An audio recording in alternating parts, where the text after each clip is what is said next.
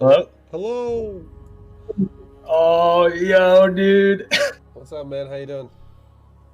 I'm doing all right. How are you doing? How you doing? I'm doing pretty fucking good myself. Today is it's a nice Sunday. It's a crisp into the week. Uh, Yeah, man, I'm having a good time. oh, shoot. Someone says I'm really loud. I need to... I know you're. It's not you. It's me. It's not you. It's me. I turned your levels down already. I'm also checking your levels too. Okay, sorry. Thank you. No, Thank you. dude, it's okay. Last time I had you at like a Hey ViBE, do you 150%, ever play which games is other why you than were really loud this time. SC2 in your free time? Oh, okay. I see. I see.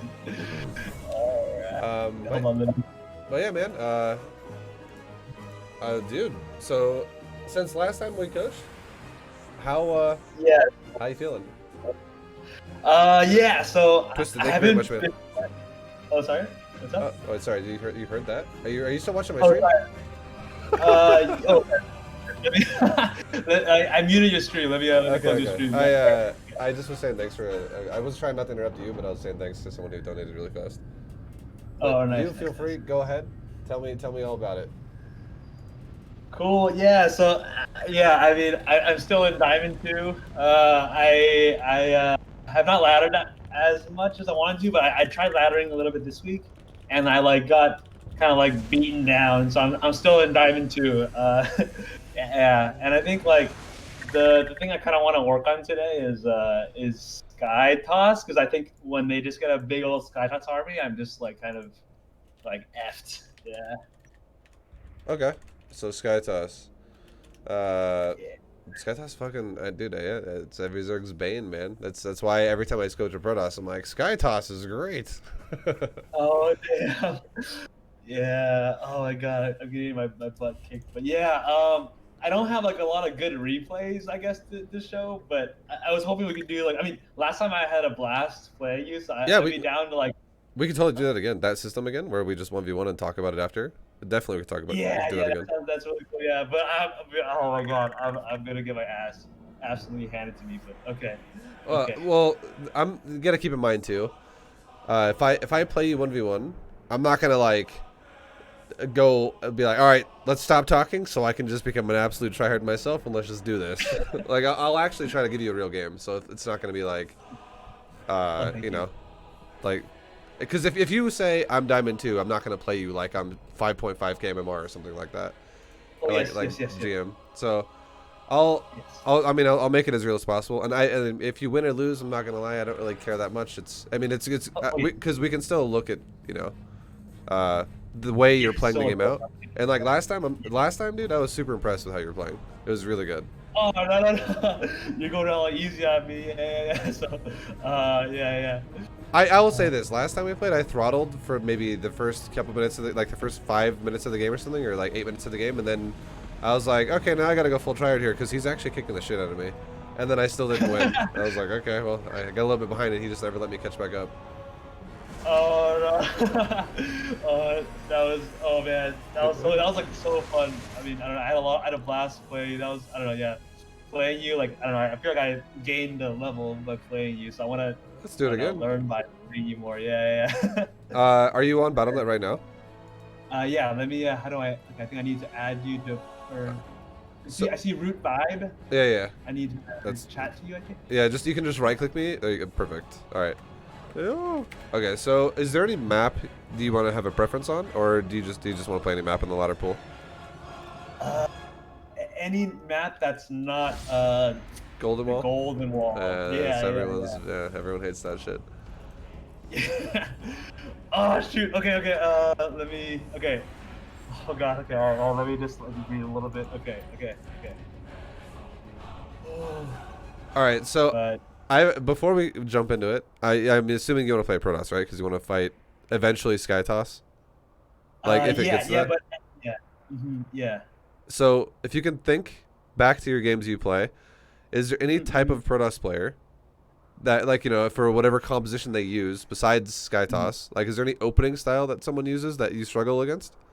Yeah. So there were a couple. I mean, there was one where they just went Forge first, and then they just built a bunch of cannons, and then went straight to Skytoss. Okay. And then there's another one where they pressure moves from a death harass, and then they went to Skytoss. Yeah, and then there's another one where it was just a really long game where it was like 15 minutes of like ground army, and then switching to Skytoss, and then yeah. Which one would you think out of all those that you have the hardest time dealing with? I lost all the games, so I feel like Oh, okay. Well, I'd say it like this then. Which one made you the most uncomfortable? it was definitely one of the harass styles, I guess. Yeah, but yeah. Okay, Mm-hmm. that's fine. I'll pick one of them then. I already have an idea of how I'll do it against you. So Cool. Okay. I'm not going to tell you what it is because we'd also have to scout a little bit. I guess that Yeah, also makes it kind of interesting. that's what I want. Yeah. And then yeah, just know that my ultimate goal this game is eventually going to be to go to Skytoss, and we'll see how you handle that. Cool. Okay. Cool. All right, man. Thank you. Are you ready? Are you ready to do this? Yeah, I'm gonna mute, but Yeah, for sure. but yeah. Cool. Yeah, I'll mute myself. All right. So after this game, we'll jump back in the call again, and then we'll or unmute it rather, and then we'll break it down just like last time. Cool. Sounds good. Don't grill me too hard. I mean, grill me, but Oh, yeah, I'm whatever. I'm gonna grill you big time. Grill me hardcore. Grill me. All right. All right. Good luck, man. Cool. All right, you too. All right, guys. This is again, this is a diamond level coaching lesson. This dude's really good though. He plays against his friends and shit off ladder. So even though his ladder rank is actually in diamond, I think his personal skill is actually above it. I played him up before with ZvT instead of PvZ. So I was Terran last time we played, and he was definitely playing fucking solid. Wait, what the fuck? Okay, I'm actually not tapped in. Oh, you're not having fun. What rank are his friends? His friends are Masters League that he plays against. So yeah, he's definitely. I think if he had a lot of free time and he could just grind ladder all day. Because this guy probably he's got a lot of shit going on. He's working, whatever. If he had a lot of free time, I bet this dude would be Masters. He definitely plays capable of that.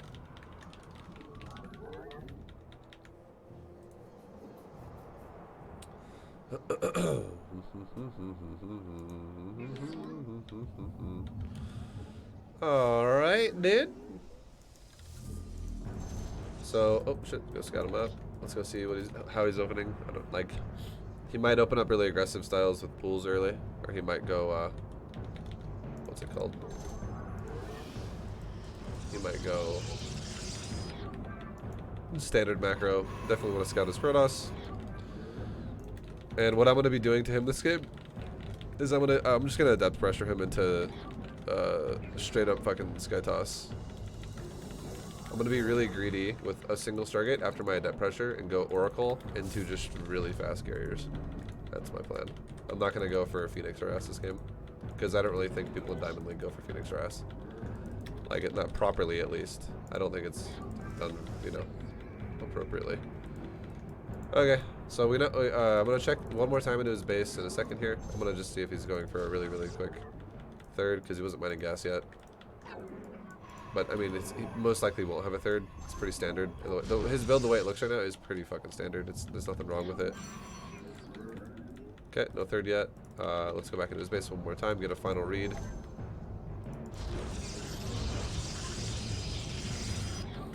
How much gas are you mining? Okay, he's about to hit 100 mark. He's also about to have a pull. Let's see if he pulls off for a second.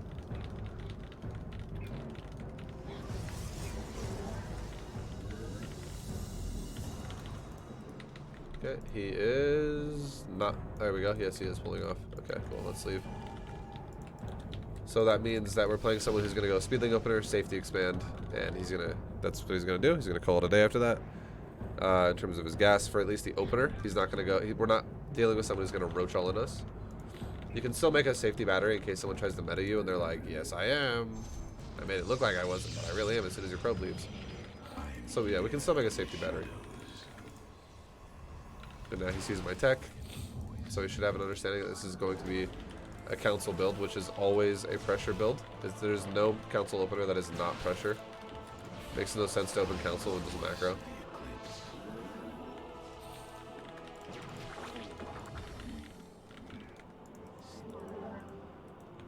Alright, we're gonna go 2 more gates. We're gonna make a battery. We're gonna chrono boost out the Adept Glaive upgrade. Jesus. Okay, and we're gonna make a battery now. Just in case he plays aggressive. Now we're gonna make one Stargate behind this. And we're gonna go into really fast third. Like after, we're gonna take a third as we leave our base with Adepts.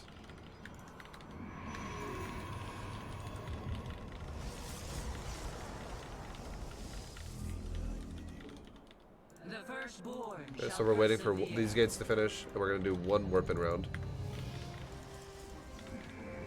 ViBE, what's up, dude? New technology researched. What's up, Siomo? Why, where you live? I live in Colorado. Alright, boys. So we're gonna run to our third base. We're gonna make a third base now. So we're making sure no Ling is just sitting here, basically. And now we're going to his third with a shade. We're gonna take our third, and we're gonna take an Oracle with it. Now we can take our gases, because again, this is a build that's like, you know, not super heavy Skytoss right off the bat. Here he is. We can kind of shade around. Okay, he's got a Zergling hitting my base. Let's have a Stalker just go kill that.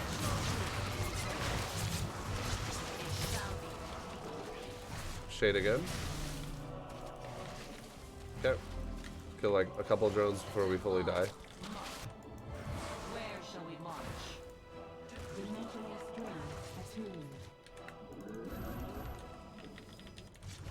Okay. And now from here, let's go into a forge with a second Stargate. And now we're just gonna go actual Skytoss. You seek guidance. Let's go take our. Let's also start getting a fleet beacon, and lastly a weapon upgrade on my.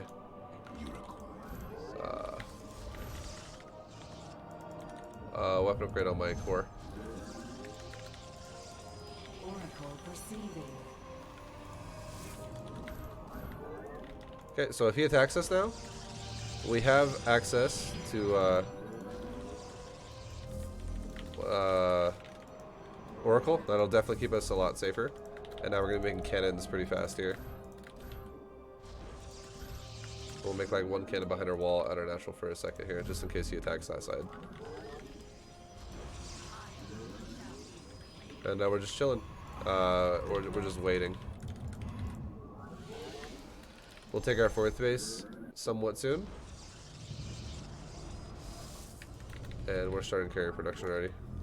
And weapon upgrades for both a forge and a core. So we can get good Archons and also good carrier weapon upgrades. Okay, and we'll actually, now that cannons are done at my third, we can make like a battery with it too. A couple batteries, whatever. Let's go ready to take our fourth base. An omen. How can I aid you?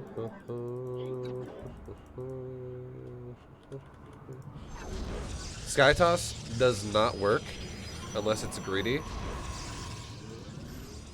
And in comparison to what the Zerg is, so the Zerg has two options when you play like this. One option for Zerg is they play greedier than you do.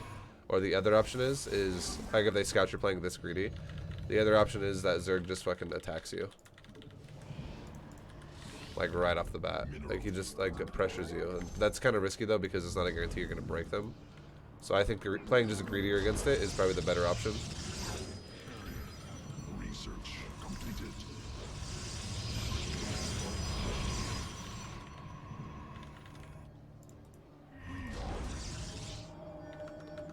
Keep chrono boosting upgrades. Upgrades are like the most important thing right now.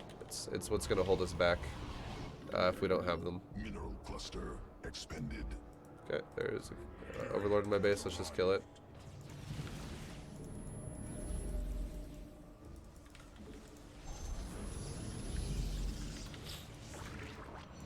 There's another Overlord over here. I think I saw it. Unless that was it and he moved it. I just didn't notice he moved it. Either way, doesn't matter, whatever. Okay. Let's add some more gas here. Maybe add on a couple more cannons. Maybe add on like a couple more cannons here too. Again, just in case he pushes. That's why we're doing this. Keep chrono boosting upgrades. Keep chrono boosting upgrades.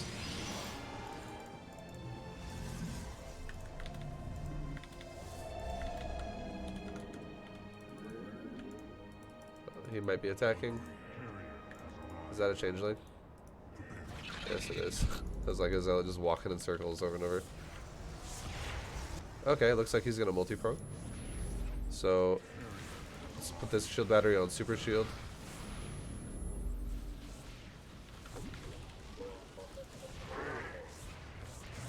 Take our gases. An omen. Yeah, let's go up here and try to snap, like just break off those roaches.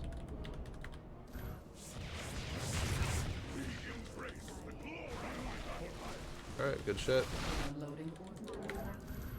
We can make a lot more gates now too, so now we can actually add in some zealot run-bys with this.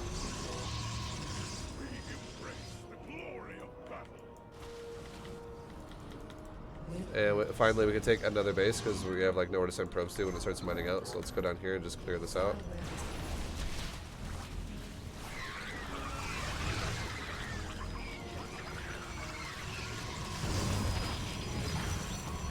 Okay.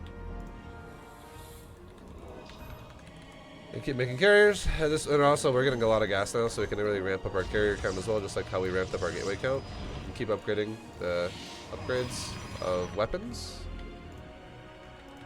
And finally, let's get some. Let's get ready to make some Archons too.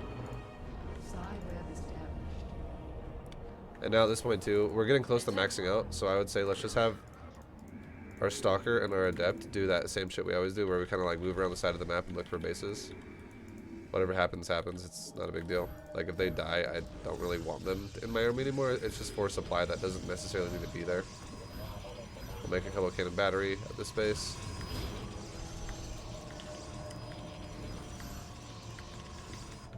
Take more carrier. Keep chrono boosting upgrades. Okay, we're gonna go 3-3 now.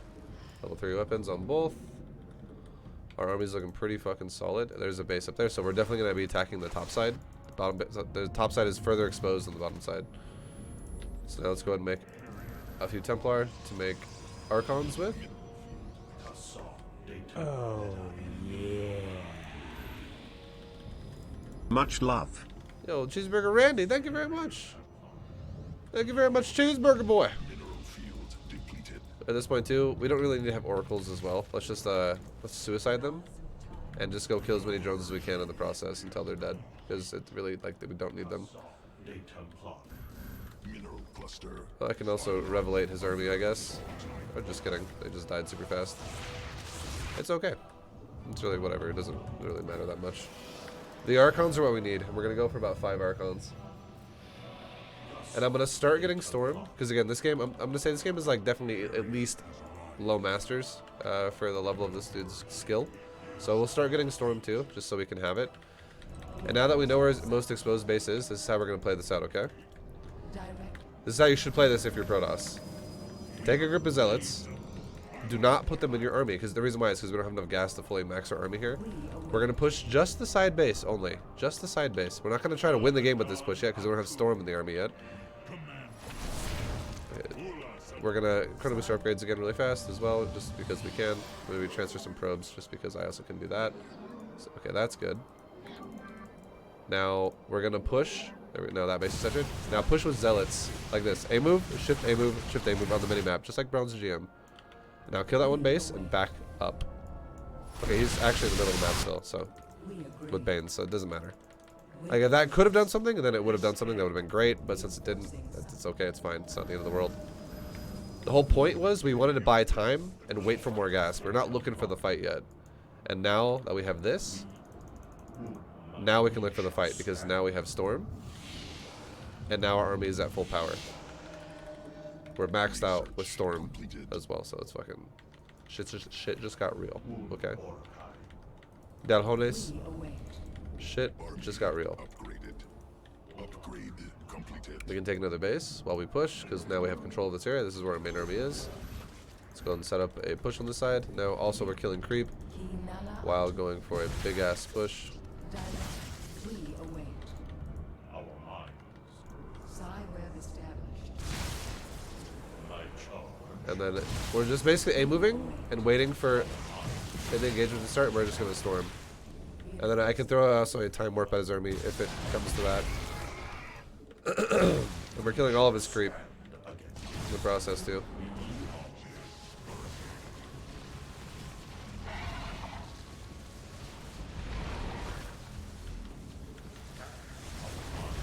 We're just chilling. We're waiting. Let's go to boost upgrades again. Let's go to shields now and armor. Make my cannon defense stronger, and also the shields upgrade my army too. My Skytoss and shit. Okay, we just reset his army. That's really good. That's quite nice. Let's take a second here because we just killed another base to set up a base of our own. Do you hear mineral cluster expended? Mineral cluster depleted. So let's prepare a base. Just get some cannons at it so it doesn't just get owned if it gets attacked right away. Get some put some battery cannon at this base. Throw down a couple gases at it. Okay, I just literally locked my probe in. Oh, he's attacking me. Okay. Alright, well. He just went for a full neural engagement because I wasn't looking at my army. No, let's go ahead and remake the army as it does. Make a couple observers. Make some templar for Archon. And we're still maxed out. Even though we totally took the worst fight of our fucking life right there, we're okay. Let's go back, and now we're waiting for a new army to spawn though. We now need to wait for another new army to finish here. So let's just finish making cannons here. That's why Skytoss is kind of self-sufficient, honestly. Okay, check my bases that have depletion going on. Fix it. 3.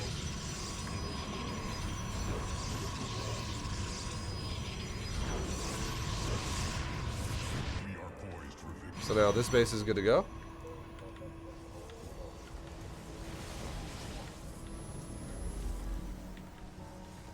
And we are maxed out still.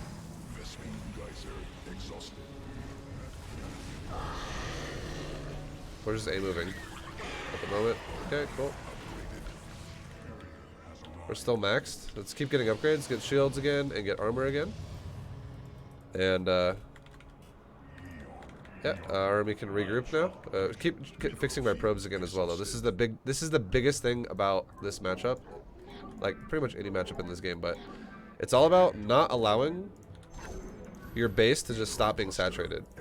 We'll also get a dark shrine in case he goes DTs at this point, or in case he goes ultras at this point. But you just want to make sure you don't fucking neglect. Okay, now our mothership is like probably almost out. Where is it? Okay, he's pushing that up there. Well, my mothership is there. Which nexus is this? There it is. Okay, he's pushing here. Let's go. Deal with it. Mothership's out. Big Mama's out. Let's go, dude.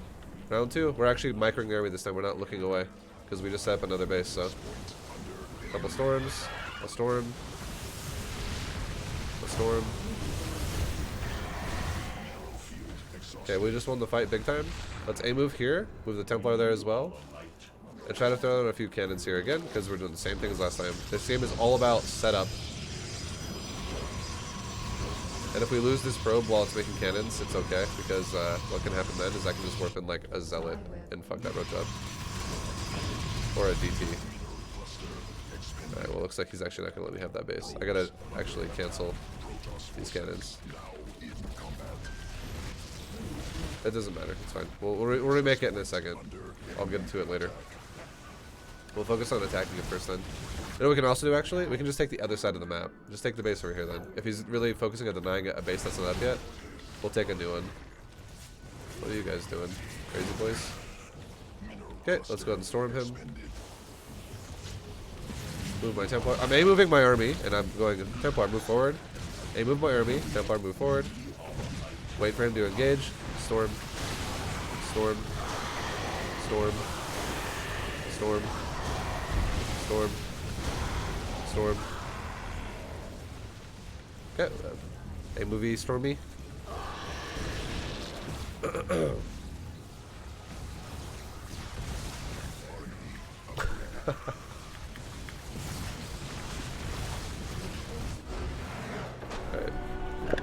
Oh, that was fun.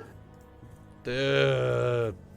Holy shit. Okay, this is exactly what I died to. This is perfect. Dude, that was really fun. Thank you. Oh my god, sorry. You're all good, man. Dude, you're excited as fuck. I love your energy. I wish it's rubbing off on me, man. I'm getting pumped. I don't know. I just want to learn from the master. But yeah, this is exactly what I died to. So this will be very valuable. Thank you. All right, Oh my dude. god. And as always, as I say before to people, in the middle of what we talk about, feel free to interrupt me and ask questions if you have any. I want to make sure you obviously you're getting as many questions answered as you can. So we'll look at it from your perspective now and see what's going on. Cool. All right. So before we really like figure out what's going on, once you confirm it's Skytoss, there's two ways you really beat it. One way is you play greedier than the Protoss is playing, and you try to just like keep him, keep his economy a bit lower than yours. So you can do that by expanding faster yourself and denying future expansions, or you can do that by playing super aggro. I would say the better way to play it out would be playing for more greed than your opponent, because if you get yourself in a situation where you're like, oh, I'm going up against Skytoss and I'm gonna just stop making drones at 61 and I'm just gonna try and push.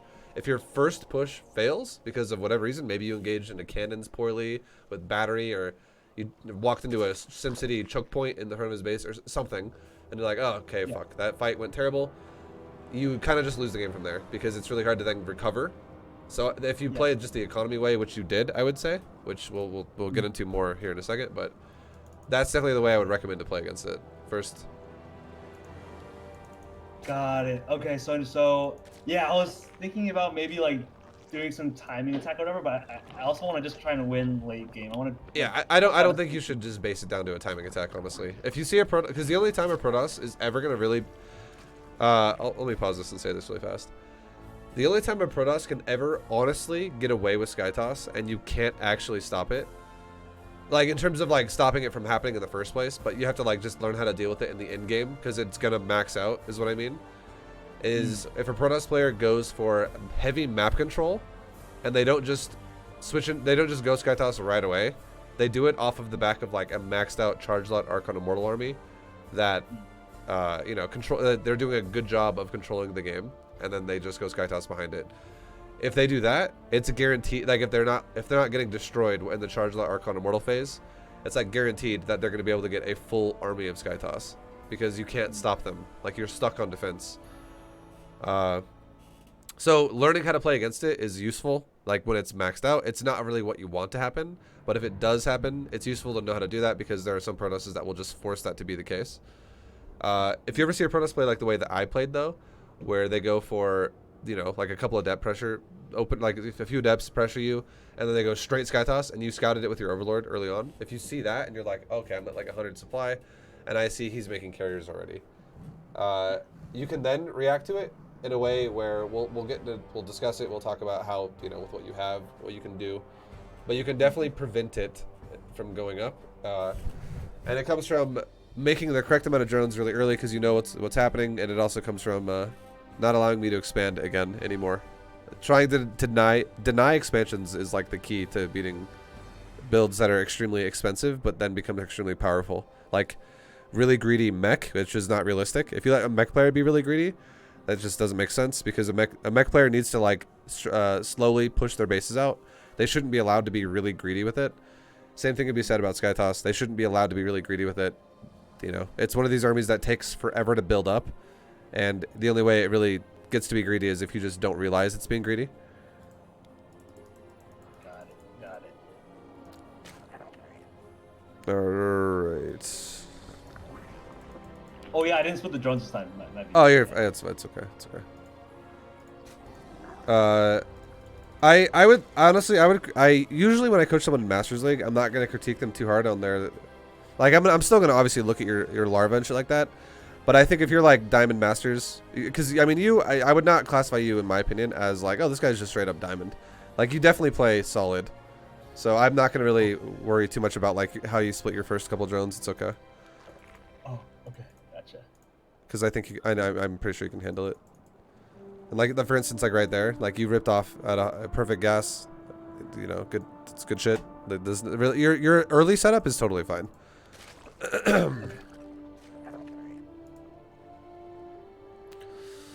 Okay. Your third base is good. And then now you're scouting me, and you see. I want you to tell me really fast. Walk me through your thought process with what you see in my base right now. Got it. So I first saw you chronoing the gateway, but I didn't see what popped out of it. But I know you prioritized your chrono to the gateway. I guess now I know it's a stop. I guess, but like, I guess my goal for the Overlord was to find the second pylon to figure out what you were going for, and I saw Stargate. So I guess like, yeah, that's I guess pretty much to verify that you weren't going robo or anything. So how are you gonna respond to what you see? That's a Twilight. Sorry. yeah. Okay, good. I'm talking about my scout that was like 4 minutes ago. Sorry, that was happened 4 minutes. Mark. Yeah, I understand. I scouted your Twilight, yes, and then I usually when I see Twilight, I think it's like Adepts or DTs. Okay.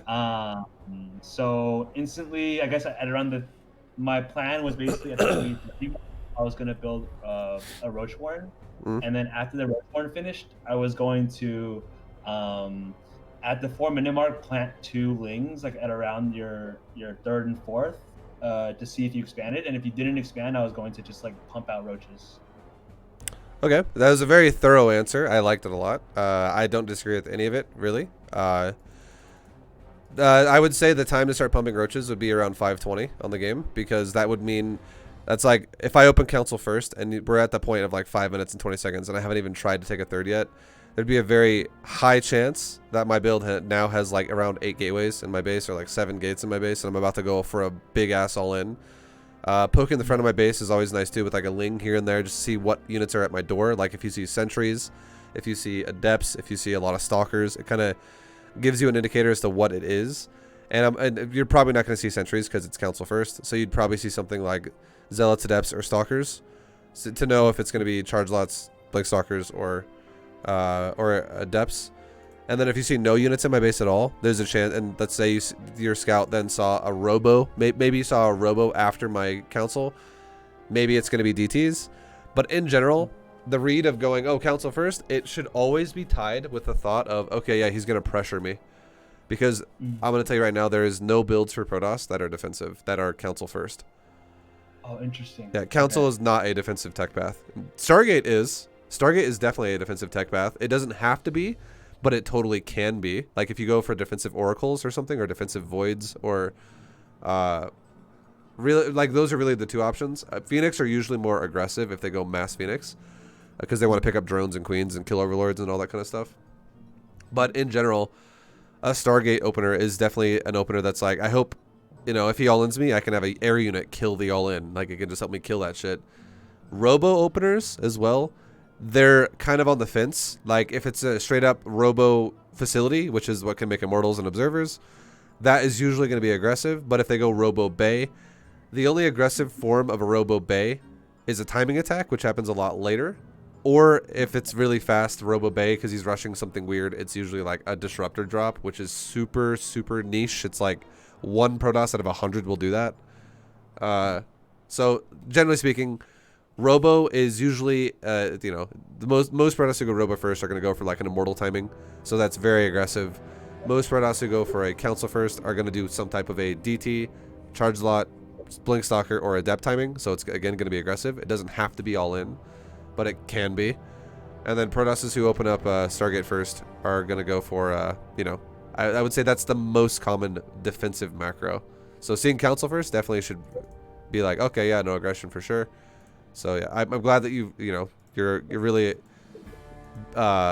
slamming out like the idea of, is he going to take a third base? Is he going to go for, you know, I'm going to make my Roach Warren to be safe about this? Because if you don't scout for the third and you also don't make a Roach Warren, you're gonna fucking die to charge lots, and you're gonna die to massive depths and stuff like that. So it's good. So is the reaction to go for the 330 Roach Warren and Yeah. build? Should I always build that extra gas with the Roach Warren, or should I? I would say it's not necessarily, because you go for Speedling Opener, which changes your gas in the first place. Like, you have way more gas than a build that delays gas.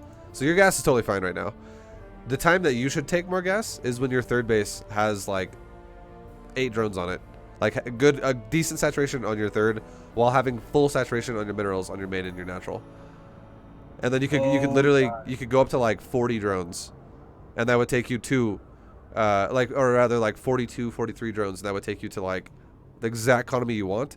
And if you confirm that your opponent is not going for a third, and your opponent like either way, you could take like 1 or 2 more gases at that point. I would say probably take 2 more gases if you feel like it's going to be really aggressive. You could get away with 1 more gas at that point. If you feel like you want to make lings, it really depends on how many lings or roaches you want to make. That's really where it comes down to, because you have access to speedlings as well. So if you want to go heavy ling with roaches, you could make 1 extra gas at this point. If you want to go just pure, like switch out of lings entirely and go heavy roach only, you can make double gas. And a great way to figure this out would... I subscribed before 2020, sorry, the longest year ever recorded. Thank you, Jack Murphy. I appreciate it, dude. Much love. Hell yeah. The way you would kind of describe this, or the way you would like decide this, would be if your opponent's going for a stalker, like blink stalker heavy, you might want to getting away with like 1 gas would be fine. You could then do something like maybe take a 4th base really fast, or maybe take a macro hatch, because you have extra minerals, and you could go for really heavy amounts of lings and also complement them with roaches against like blink stalker. If it's something like charge lot or adept, you could do something like take an extra gas, like take 2 gas instead, and just go mass roaches, because roaches are way better against adepts and charge lots than lings are. So you really have to just kind of like try and get an idea of what you're going to go up against in a second. And if you think anything besides stalker, double gas is probably a better choice. Got it. So double gas at half saturation on the third. Yep. Got it.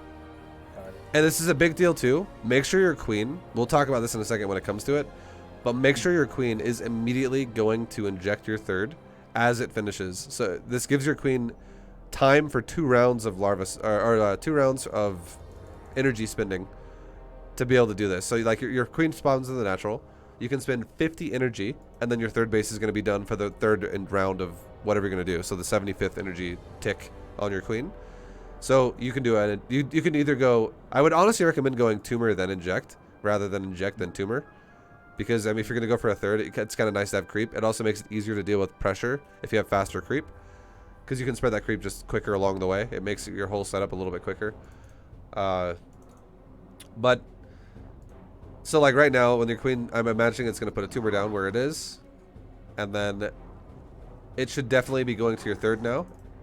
Like I don't mind if you sit here for a second, because there could be adepts coming to your base after I killed your overlord. That is very possible. A lot of Protosses will do that shit. I didn't do it to you because I just waited till I had glaives, and then I pushed you with all of them at once. But I mean, I don't mind that you wait here just for a sec, but you should definitely be heading to your third soon, because you want your third round of energy of your queen to be paired with that hatchery as it finishes. You don't want to let that hatchery finish for a while and not utilize it. And because these timings I'm giving you here of like 8 drones in the third, 3 gases or 2 gases, whatever, it's gonna change if you don't inject properly. So you want to make sure you're injecting properly. And sorry, last question. Okay, perfect. Is the overlord dying? Is that something that's like worth the scout? It is worth it, yeah. The reason why is because here's a for instance, okay? What are the chances right now that you feel the need to go mass slings, like right now, against what you scouted, like the council and stuff? Usually I prep for like 5 minutes ish, so not a huge need right now. Okay, good. I like that. Because if you don't scout with the overlord and your opponent, like, so you're gonna make drones, and I agree with that. And you're gonna set up your tech for future aspects of the game, like a roach horn, and maybe take a layer here pretty soon. But your opponent, or me in this game, or if I would have instead of going for that council first, if I would have gone for a robo first, and let's say I went for like a robo first with no sentries, and I would have made a prism right out of that robo, and I would have made like 4 gates along with my first gate. So I would have gone for like a 5 warp gate, fast ass prism warp in proxy. Like I just proxy pylon-ish, like because the prism gets over there and proxies the warp-ins. And I just start warping in just basic fucking Stalker Zealot, and I do it like, and this would be hitting you like right now. You would die against that if you don't have any idea that's going on. So scouting is going to change that entirely, and that Overlord dying is, you know, obviously more value than losing the game entirely. And also on top of that, what if I, instead of going for a council first, what if I was going for like no tech, and I was just taking like literally just 1 gate at third base? And then what in that regard, if you saw that, if you were like, oh wow, this guy is literally no tech, and you go around and scout the map, and like let's say your second Overlord or something sees like a third base, or a Ling sees a third base, that gets thrown down at like 330 or like 325, like as fast as you, almost as fast as like you took a third to a degree. Like, would you make Lings then? I guess there's 2 options I usually go for. One is like I just take a 4th. Yeah, I mean you could do that, yeah. But the other option is probably like saturating 2.5 bases with 2 gases and then going for like a roach push. But like, let me give you some ideas on like as well a way you can read, even if you haven't seen the third yet from Protoss, a way that makes it very unrealistic that Protoss would do that. And it's that not only did you see I went for council first, so that already kind of tells you that I'm not going for like this ridiculously fast third, like that's just like stupidly greedy, but also you saw I went double gas. So this read is huge, because why do you have a third base right now? Look at your main mineral line. You don't have double gas, and you also ripped off the gas. Yeah. So if I don't have double gas and I also rip off my gas, I could totally do the same thing as you for the most part. I mean, I know a Nexus is a little bit more expensive than a hatchery, but it's not by much, because a hatchery is actually 350 because you have to sack the drone, whereas a Nexus is just 400. So realistically, if I only went for a single gas and I mined enough gas to go for a Stalker and maybe Warp Gate, and then I was just going to make just straight up Zealots out of like maybe 1 or 2 gates at a time, and that was it, I could easily go for a third base just like you did. But because you saw I was mining gas still, and I even went for tech to use that gas, like you know for sure, okay, I know this dude's not going for fast third, so doing something like going for a Ling Flood right now makes no sense, not only aggressively but also defensively. So that read is so much more value than what the Overlord itself costs, because the Overlord, what it costs, you could definitely replace that easily. Like by the time it's dead, you can still spend all of your larva, no problem.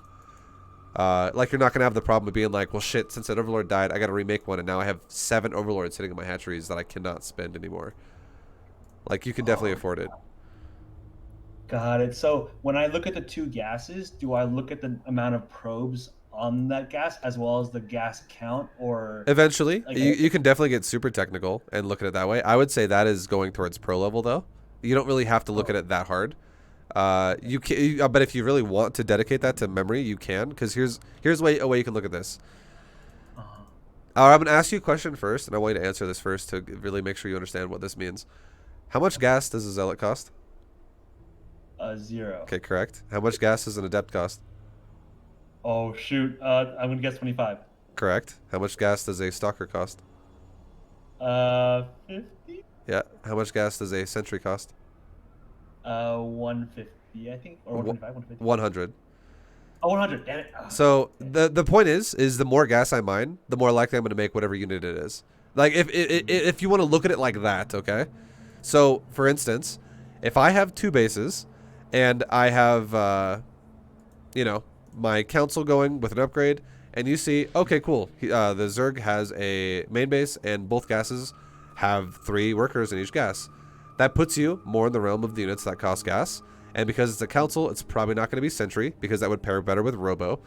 But again, you could do the same thing with Robo. If it was a Robo first and I was mining 3 on the gases, it'd be more likely Sentry. If I'm mining literally like 2 on the gases, it'd be more likely. Now, since I'm mining less gas, maybe I'm going to go for more like Zealot-focused compositions with maybe Immortal support. And if I'm mining no gas, maybe I'm going to go for Prism, which costs no gas, and pure Zealots. So you can definitely pay attention to shit like that, and it tells you what they're kind of doing, what they're probably going to do. Another thing is, when you go for, if you're fighting a council, the more gas I'm mining, the more likely I'm going to go for higher gas cost units. So it would be the Stalker if I'm going to mine less gas, but I'm still going to mine gas. Or DTs, as Stalker and DT also fit in the same realm, because they're both going to be in the higher gas department. Because the DT is 125, but again, for a DT, you're going to tech all the way for like a 4 DT timing. Stalker would be like, you'd have like 15 stalkers with blink right away or something like that. So it kind of levels out.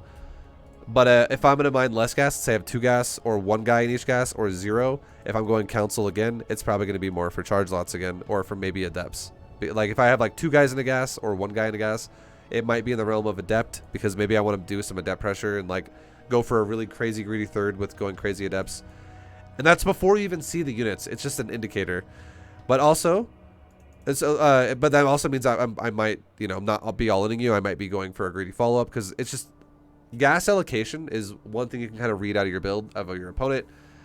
The less gas you mine, the less likely you're going to keep spamming the units out that cause gas, right?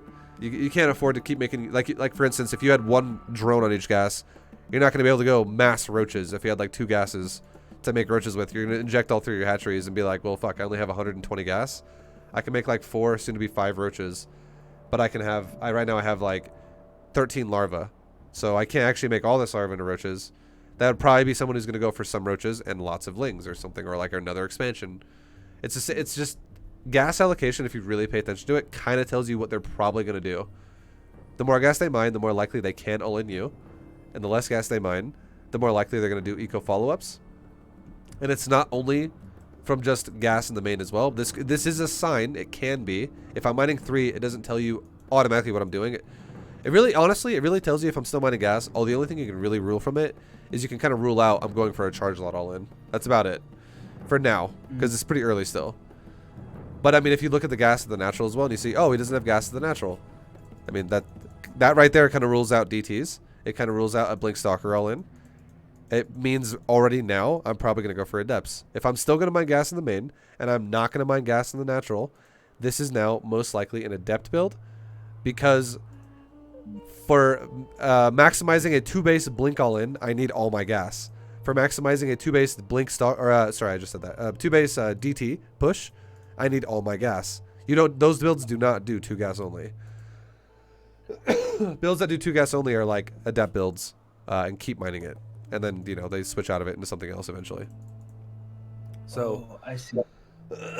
So gas, individual units on each gas and how much I've mined can tell you how greedy I want to be with my gas, like how fast I need it, which can tell you how prioritized I am on my tech.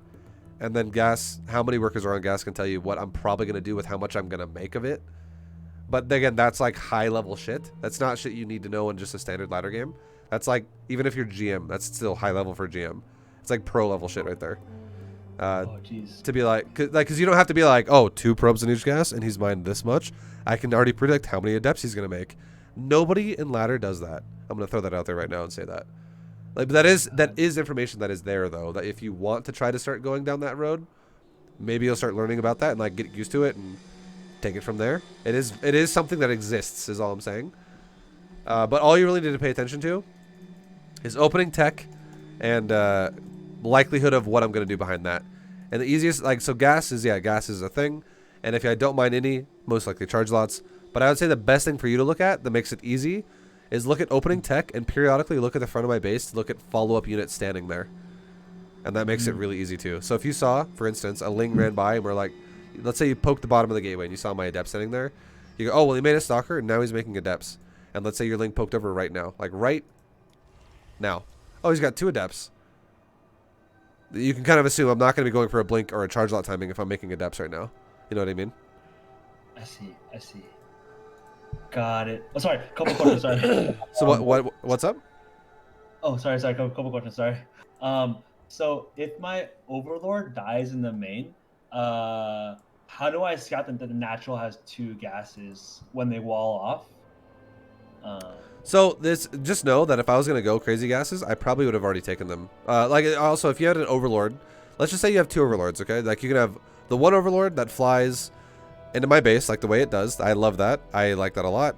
Your second overlord can either do what yours is doing right now. I would say this is definitely the better thing to do against Terran, or your second overlord could go on the high ground north of my base and then land kind of above that cliff at my natural. Either way works against Protoss. I don't really give a shit either way. But, yeah,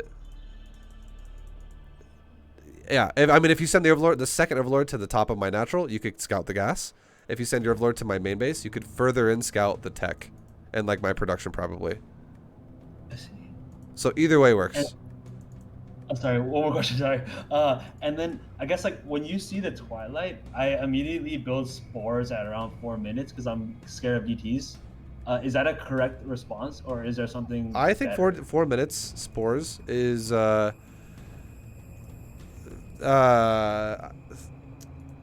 feel like that's more appropriate for like one base DTs. Like if you're like, this guy one base counseled me, okay, DTs, this is fucking scary. Or he's just never taking a natural, okay, this feels like maybe a DT build. 4 minute spores seems okay there. But if you play this way, where you go for a speedling expand, what I think you can totally do and get away with is you can actually go for a speedling expand to the point of, you know, you get your gas for speed, you take off gas with 2 of them. You don't put 2 back on until you get your natural mineral line fully saturated, and then you go back into, you know, going back on 3 out of 3 on the gas. With that build pace that way, if you just take a layer right as you have 100 gas, you will be able to have an overseer in time for a 2 base DT pressure. Oh, I see. Interesting. Yeah, because I think I don't go. I delayed the layer, I guess, because I want to build more roaches.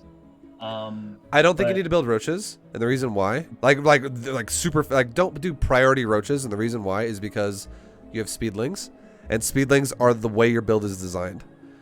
Like I'm not saying go only speedlings. I'm definitely telling you to also get roaches, but you have plenty of time to start the layer in case it becomes DTs. But you have so you have access to go roaches after that, and you'll be okay. But if I do something that's awkwardly timed where I attack you before I even have my upgrades and I attack you with like 3 adepts really fast, you don't need roaches if I don't do a proper build. You can deal with it with lings. I see. Interesting. Okay, so the 100 gas should go to the lair. It definitely should, yeah. Because one of the biggest priorities, this is huge, okay? One of them is obviously an overseer, which is what we just talked about, because so it can keep you safe from if it were a DT build. Another is roach speed. You want to make sure your roach warren is not done for like a full minute or 2 minutes before your layer is done, because one of the best ways you shut down every single council build, I don't give a shit what it is, if it's DTs into archons, if it's adepts, if it's blink stalkers, if it's charge lots, any of them, they get shut down so much harder once you actually have roach speed. So you do not want that upgrade to be delayed. You need that shit like ASAP. It makes roaches shut stalkers down with lings because you can actually capitalize on DPS while they try to blink backwards. It makes roaches able to counter by zealots by kiting really easy against their charge. Like a zealot will get 1 hit off and then it'll fall behind the roach because a roach with speed on creep is insanely fast against a zealot. It almost runs as fast as a zealot charges. Almost. A charging zealot is a little bit faster, but a zealot can't charge repeatedly. It has like an 8-second cooldown or something, or like a 5-second cooldown. So it's going to have to wait for a little bit to charge again, and you just kite like crazy, and you retain high roach count doing this. And then against adepts, you relocate against their shades easy, repeatedly. If it's like an adept all-in, that is. You'll never have it against adept pressure, but you will always have it against adept all-ins.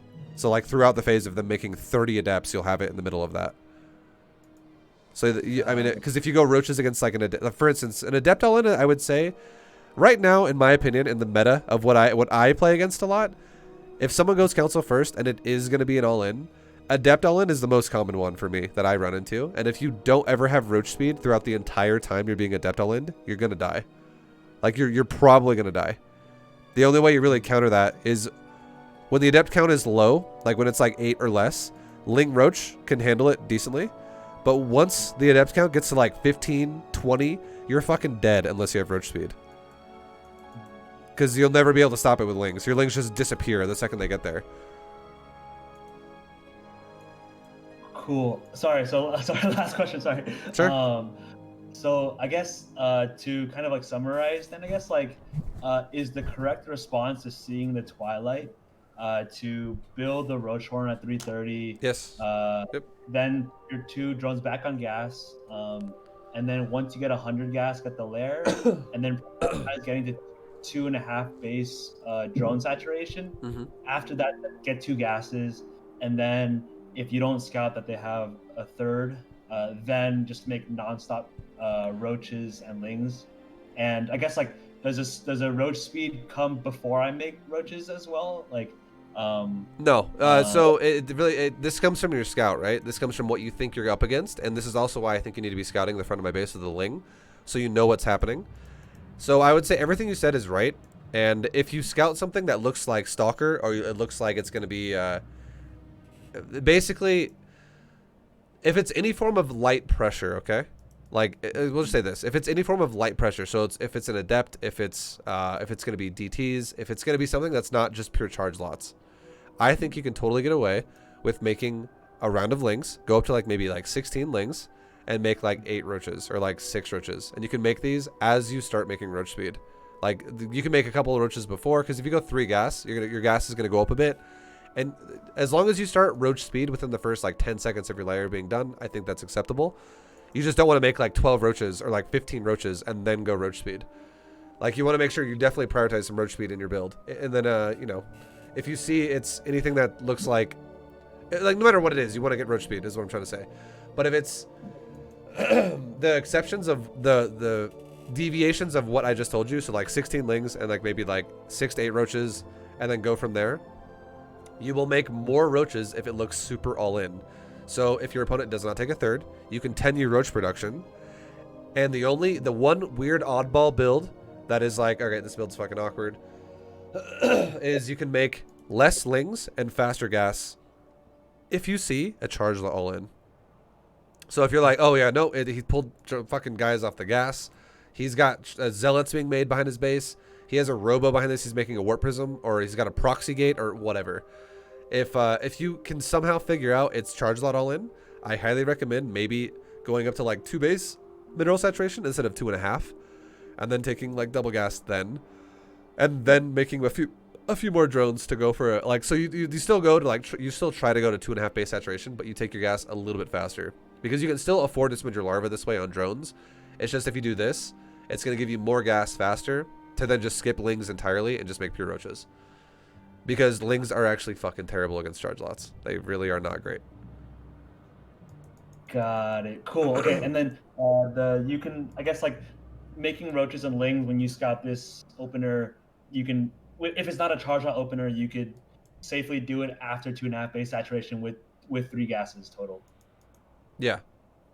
Got it. Okay. Cool. Nice. Super helpful. All right, and then so like if for this game, for instance, if your layer is super late, it's gonna definitely be scary for you, and that's why you feel like you need spores and shit, because spores really are only necessary if your build is like super all in layer or hatchery based. Like if you just don't really want to tech for a long time, which that's what it kind of means for you if you just start making a bunch of roaches now and you don't actually have a layer started at anywhere remotely when you should have. Because yeah, like I said, roach speed is so fucking important. If it was a robo opener, would that be different? Like, would I need to? If it was a robo opener, you could definitely do something similar to. So if it's a robo opener that's like sentry and immortal, you could definitely do the standard build like how I told you to go 2.5, then take 2.5 bases of mineral lines, and then take double gas, and you could do something like lots and lots of lings if there's no third, and you could go lots of lings mixed with maybe some ravagers, maybe like 5 ravager and like 50 zerglings or something, and you could just try to go for a surround, and then as you surround the robo army of like 2 or 3 immortals and a bunch of sentries, you surround him to the point where he forces himself into a corner, or like forces himself into like a donut to prevent lings from just getting full surrounds and uptime on him.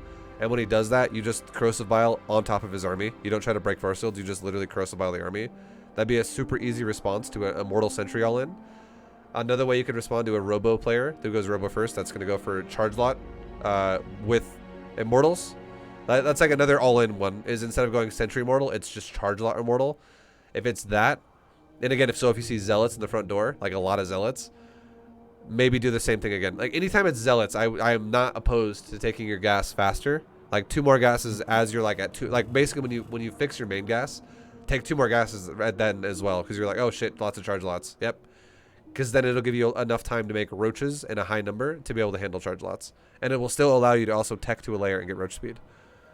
Got it. Cool. That's super helpful. Yeah.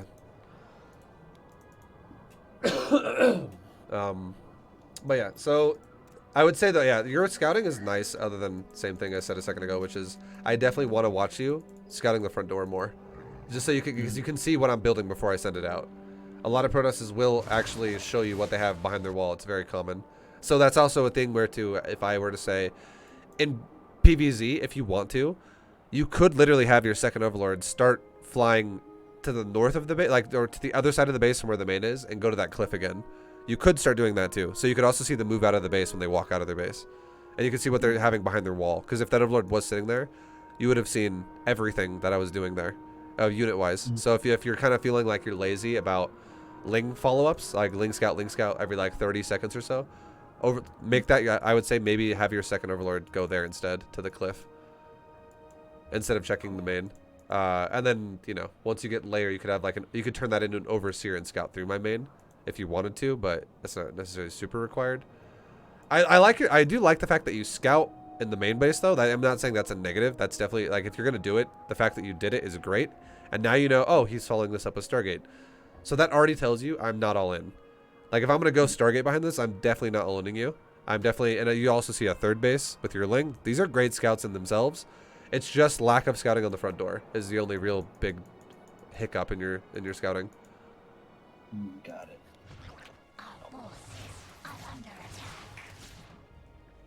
But like this right here, like how you have it, like look at your gas right now. You have 200 gas, right? And I don't mind that you only made 3 roaches. That this is not the time to make like 10 roaches, especially with what you just scouted. Because again, if your Overlord was in the front of my base and you saw 5 adepts move out, and you did not see a bunch of other adepts keep moving out, keep moving out, keep moving out. I mean, first of all, no Protoss is really gonna just keep making adepts in the front of their base like that. It's they can keep attacking you. Like, they're not gonna go all in and just do defensive warpins and then send them all the way across the map and attack you. That's just not realistic. It's gonna always be through a prism or a proxy pylon, usually. So the fact that you see like the third base already tells you it's not all in, and your scout in the main tells you it's not all in. So low roach count is totally fine. And you could, but the point I'm trying to make here is, you could have easily afforded 3 roaches and still had a layer, because you have plenty of gas to do that. So if this was a Dark Shrine follow-up instead of a Stargate follow-up, you would right now have an Overseer that could already be made, and you would have been fine. But now, and you wouldn't have needed to make spores, and all spores did to you was it slowed you down. However, if I go Stargate follow-up and I make oracles, now suddenly you still need to make spores then, because otherwise your drones are going to die to oracle. Got it. So I think realistically, again, if you're doing a standard build like this, the only time you need to make spores again is if you're going to stay hatchery for a long time and you're going to go all in. It's the only time you really should feel the need to go spores for DT purposes. Or if it was one base DTs, then yes, your layer is not going to be done in time. You need spores against one base, because that's a dude who's like, I'm fucking rushing DTs as fast as possible. Like, I am not stopping my tech path. Then yeah, spores are needed there too. But if it's a 2-base build ever, you don't need to think. It should not be in your mindset of going, I need spores for DTs. It's just Stargate. And then you can make spores late game once you have like max supply and you're gonna move out and you're like worried about like late game DT transitions where like they just harass you on like 5 bases at once or something. So you can go spine spore then. But yeah, like Ling Roach is definitely more than capable of handling a pressure like this. Like, you destroyed it. I killed a few of your drones. I would say this damage that you took here was acceptable. But I would say those 4 roaches you're making right now are not necessary. Because again, like if you have access to speedlings, whatever round of like if you would have made 4 roaches at first, if you'd have made 5 roaches at first, if you would have made 3 roaches at first, any one of those things is acceptable. They're all fine. But the point I'm trying to make here is this is just a pressure. So the pressure is gonna end really. It's gonna begin and then end really fast. So if you make roaches again, once the battle has already commenced, the only reason why I would ever say you need to make roaches is because you just made only drones and you're like, shit, my drones are dying and I need to make roaches now. But if you already made units, you already made the 3 roaches, you already had some speedlings, the fight's gonna end before these new roaches spawn. It's just gonna end. Because if I'm gonna harass you with adepts like this, I want to ask you a question now, and then I'm going to make you think about it for a second, and then I'll tell you if I disagree with you. But what do you think I'm trying to kill here with my adepts? drones. Exactly. It's 100% right. I'm not all-inning you, so I'm not trying to kill your roaches. So if you make more roaches, that's indirectly like I just killed 4 more drones now. Like you're gonna kill my army with whatever you have because I'm just trying to kill your drones. Got it. So, sorry, question. How many drones do you need to kill to make this harass like worth it? I guess like what's like the So if it's just a harass like I did, and I only sent 5 adepts at you, I would say this is what I would call a very minimal investment. I still have a really fast third. I have a Stargate behind this. I didn't delay my shit very much to do this pressure to you. So I would say to make this attack worth it, maybe kill like 1.5 times what the adepts cost. So like 7 or 8 drones. Like what I mean is like not cost, but like what they are. So if I have 5 adepts, I need to kill at least 5 drones, but that's still not really worth it. But if I could kill like 7 or 8, that would be where I would call like okay damage. But if I kill any more than that, if I kill like 12, 15, 20, that's ridiculous damage that I'm like, wow, I just like won the jackpot. And if you think about it like this, I've currently killed 4 drones. And I just forced 4 more roaches out of you right now that are literally worthless. So I indirectly killed 8 drones now. That I would say 8 drones is on the verge of acceptable.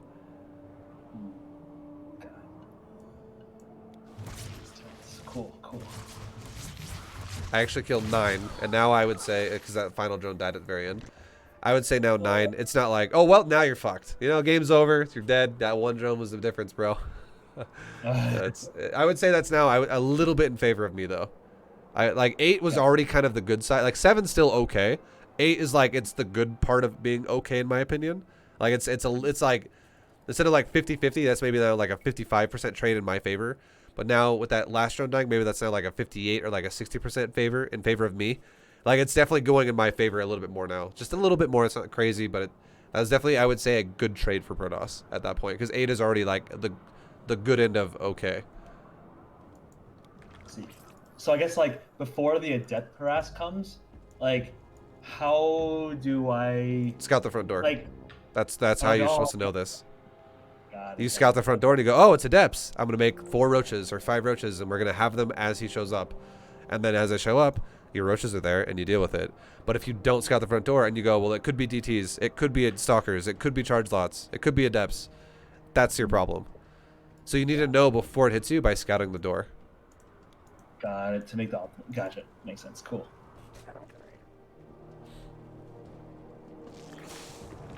Also, my last question: is it 1 roach per adept, or is it like? It doesn't have to be. Points? It just has to be a read as to how I'm gonna do it.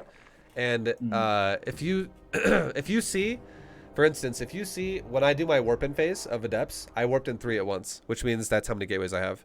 No Protoss is gonna warp in like 2, 1, 2, 3, 2, 1, 2, 1, 3, 2, and with like 8 gateways.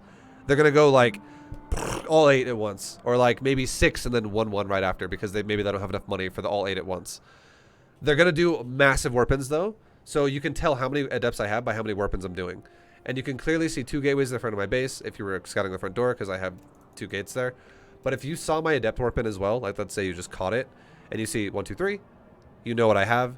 But here's another thing: if you actually looked at the front door and you saw 2 adepts pop out of my first gateway as my second gateway was still being built, and I had a stalker and double adept pop out of my gateway, then just knowing this information, you can make 3 units out of your gateway before warp gate is done. Okay, so if I make stalker adept, that means that's the 3 units that could be made. It doesn't matter what it is. It could be zealot. It could be a sentry.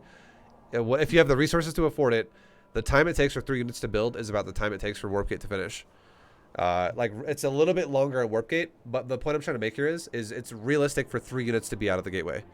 So now, if I push you with 5 adepts right as warp gate is done, so if you scout the front door of my base and you see warp gates going like they're turning into warp gates now, they're not gateways anymore. And you see adept stalker, and then let's say you don't see the warp in, but now you see 5 adepts pushing you. You can already deduce from that I have 3 gateways because I have 5 units, because that means you saw the first 2 adepts before my warp gate was done, and as soon as my warp gate's done and I push you, I did my final warp in round, which is 2 + 3, and then I push you. So you would already know, even if you didn't see it in my main base, I have 3 gates. Because as soon as warp gate's done, you just add on whatever the door made before warp gate was done. That's cool. Oh, sorry. Last question. Sorry, I know I asked a lot of questions. Sorry. That's all good. Yeah, I want you to ask questions. It's all good. Cool, cool. So, like, in your B2GM series, you mentioned a lot about building safety links after your upgrade finishes for speed.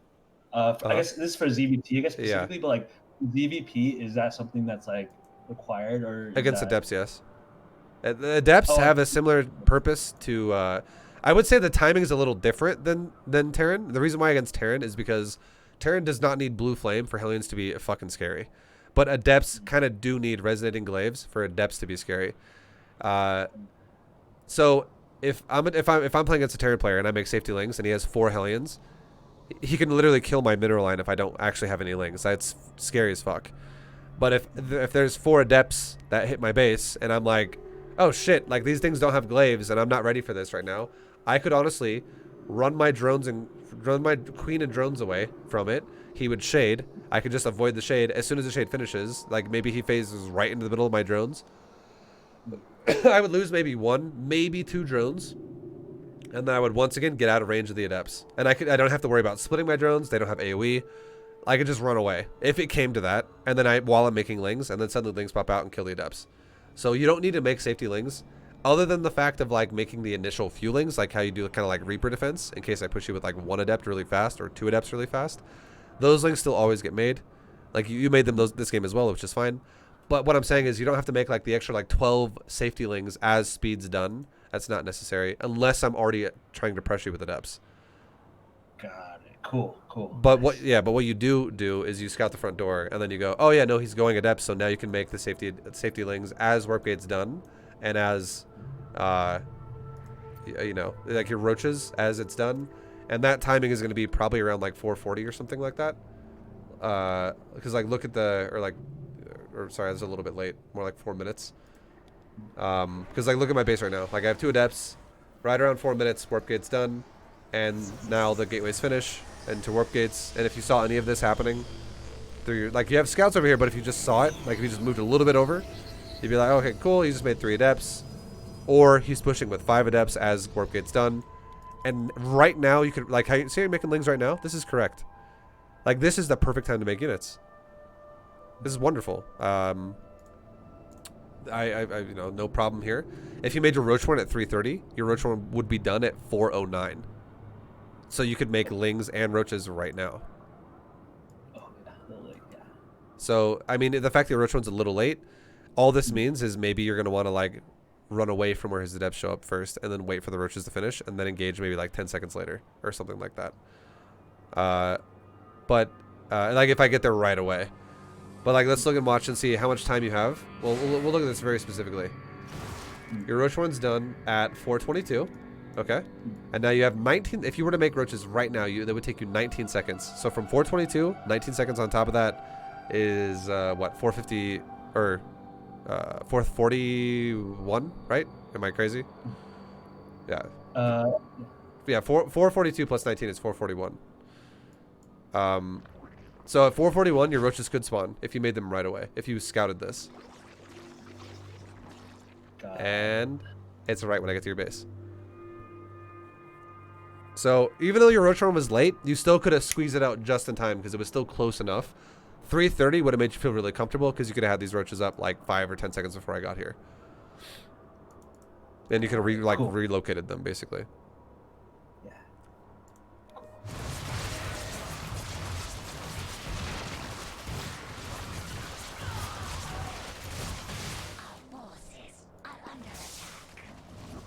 Alright. Okay, so moving forward now. Yeah, I would say this is definitely decent damage from me, except it's better on my side than yours again, but not the worst for you. Because here's the thing too. This is where it kind of fucks you a little bit, is if you overmake roaches and then you fall behind. I mean, I know you have 8 drones in production and they're about to spawn, but like right now from that attack, this is why I say it's in favor of me. If you look at the economy tab now, I've taken the lead again. And this is kind of scary for Zerg at this point. Like, you definitely don't want to lose the lead if you can help it. The only time you should ever lose the lead, maybe sometimes, is if I'm doing a very heavy pressure build to you. And you have to, like, just take a moment to cut drones to not die. If it's, like, If I go for like a 6-gate fucking adept pressure into a third base later, and I'm just like really cranking out adepts with a prism or something, that would be hard to not take the, you know, not to, if you don't lose the lead there, that means you're playing amazing. But yeah, in a situation like this where it's just a few adepts, and now I'm taking a third with it, the fact that you've lost the lead, and you've only lost 5 drones, but like if you think about it, like, wow, okay, well I lost 5 drones, and if I didn't lose those 5 drones, we'd still be tied. Even if we're tied at this point, that's still not bad for me, and it's because you overmade roaches at this point, I would say, just by a little bit. And also, I mean, the other thing too is obviously your drones are about to spawn, so that lead's about to go away.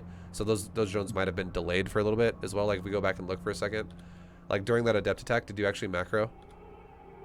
That's another thing too, right? Like let's look at your larva right now as the attack happens. You have 5 currently. Now you have 3. Now you have 5. You have enough money to spend. You're kind of supply blocked too a little bit, which kind of sucks. Overlord is almost gonna spawn, so I mean you're building overlords, which is nice. But you have 5 larvae still. Now you have 1, so you spent. Okay, so you are macroing. I mean that's good. You're also spending your money. So I would say, you know why? Honestly, in my opinion, you're not able to spend your money, and you should be able to like entirely, or rather, okay, I said that wrong. You're not able to entirely spend all your larvae here in a second, because you're about to you just spent all your money, but you're about to have another 9 larvae pop off your hatcheries again, which is going to definitely ramp it up for a second. It's because you made spores. And you don't need them. Now you have 10 larvae and you have no money. Like this kind of you just made those spores a little bit ago, so that's like where the hiccup kind of like fucks you back. You're like, all right, now I'm having a little bit of mineral disruption here by having to run drones around. A couple drones die, but also those spores. Now that kind of fucks you. And now this is also why you're taking I'm taking the lead here, because it's spores too much at the moment. Yeah, it's 13 larvae right now. It's a lot.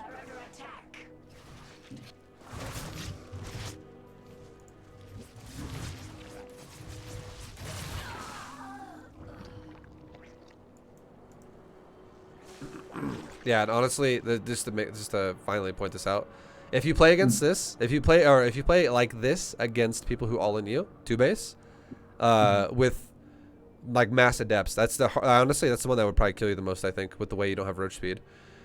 You would probably just get ran over, because he's gonna always outrun you with phases again and again and again and again, and he's gonna kill your whole economy. Because the fact that your layer is starting now, that would mean that if I was already adept all-inning you, if that wasn't all in, you probably would have never made a layer, and you would have never even had roach speed until all your drones are dead, and which means you're never gonna get it ever.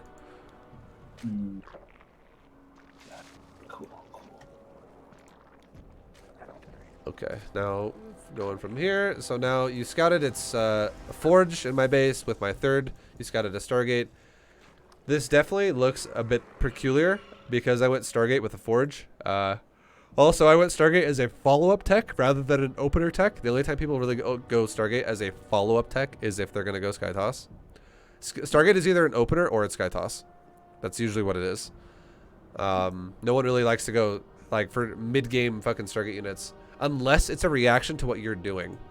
Like, it makes sense to go non-Skytoss, but do a Stargate reaction to, like, someone who's rushing a Mutalisk Spire build.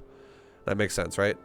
But obviously, if you're not doing that, then the fact that I'm going for a Stargate, just because, this is not necessarily like, oh, cool, like, this is, you know, super standard. I mean, it can be. I'm not saying it can't be. It can be. One of the builds I actually like to use a lot is actually a standard Stargate opener that does not go Skytoss right away.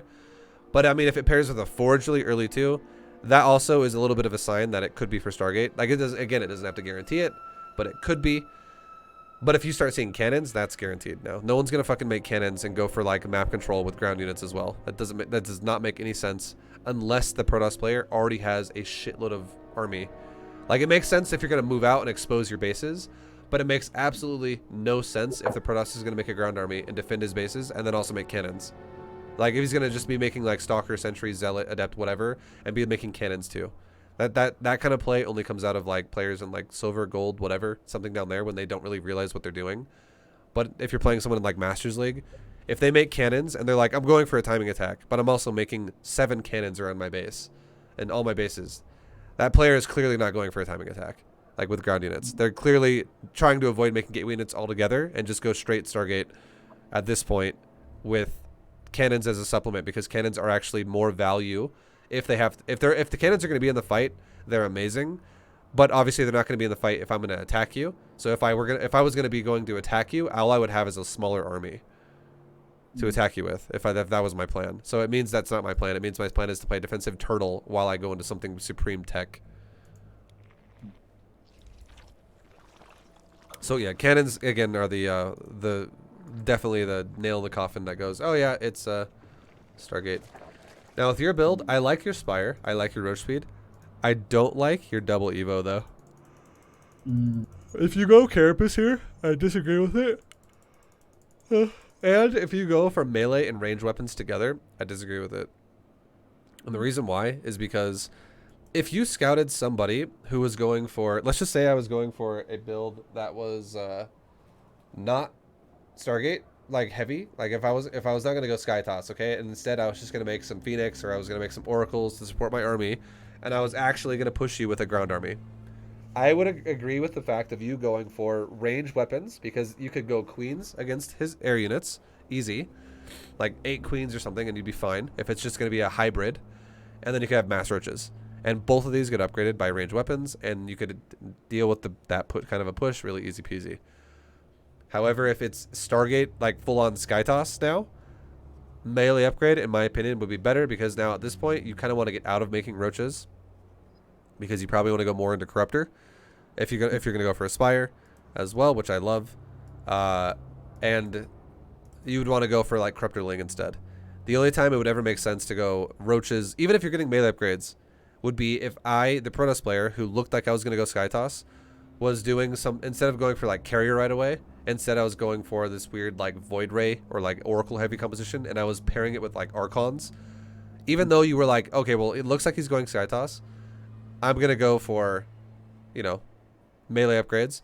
It would still make sense, even if you don't have range weapon upgrades. If you were to then transition and go, oh shit, he's rushing really fast Archons, let's just go back into roach speed, or sorry, back into roaches, because even if you have no upgraded roaches with weapons, but you instead have roach speed, they're still okay in that situation. They can still deal with like Archons, and that, I would say this, that does happen sometimes.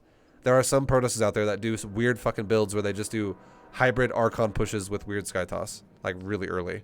And if you go Corruptor Ling there, you're gonna die. Does that make sense? Yeah. Okay. Yeah. Cool.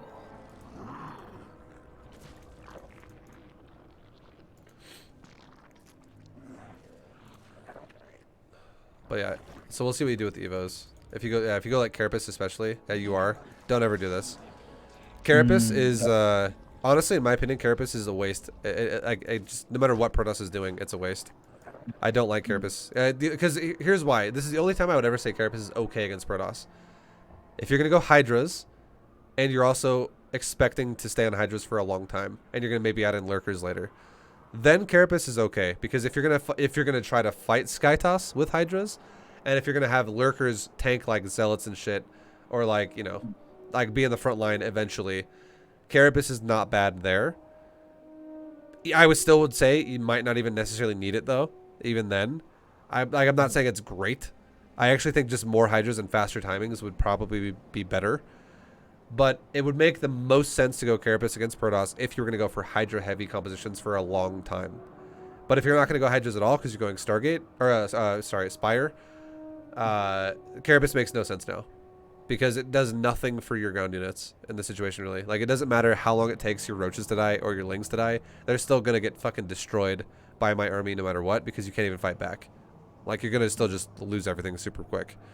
And all it does to go Carapace is this upgrade to go all the way to like level 2, level 3 Carapace. It is quite expensive. It's the same value as like 6 Corruptors. And I would much rather you, instead of having like 26 Corruptors or like 32 Corruptors, have like 38 Corruptors or something like that. You know what I mean? Yeah, makes sense. Like, yeah, just to have more fucking units that can be a faster timing, because it means I have less army myself. So I guess like so a question here. Since I know you're going Skytoss, like my reaction here was to just straight like build drones until like yeah, that's good. 85. That was good. But I guess like I'm just like freaked out by Skytoss. So like, are there any types of pressures that I could apply during this time? Or Yep. Yeah, there are. You stop making. You make roach speed. You did. That's good. You stop making carapace on your ground. You start making carapace on your air. You definitely don't want to get out upgraded. If you're gonna go corruptor here, you do the last thing you want to have happen is have like 1 carapace upgrade or 0 carapace upgrades, and then Protoss has like 2 or 3 weapon upgrades. You're just gonna melt if that happens. So what you could do is definitely what you just did. Make drones, get greedy as fuck, take another base. This is great. Honestly, get ready to take another base again because your main base is mining out. Your natural is going to mine out maybe in the next couple minutes. Make sure your economy is flowing like really well. Go to like 80 to 90 drones. That'd be great. Somewhere in there.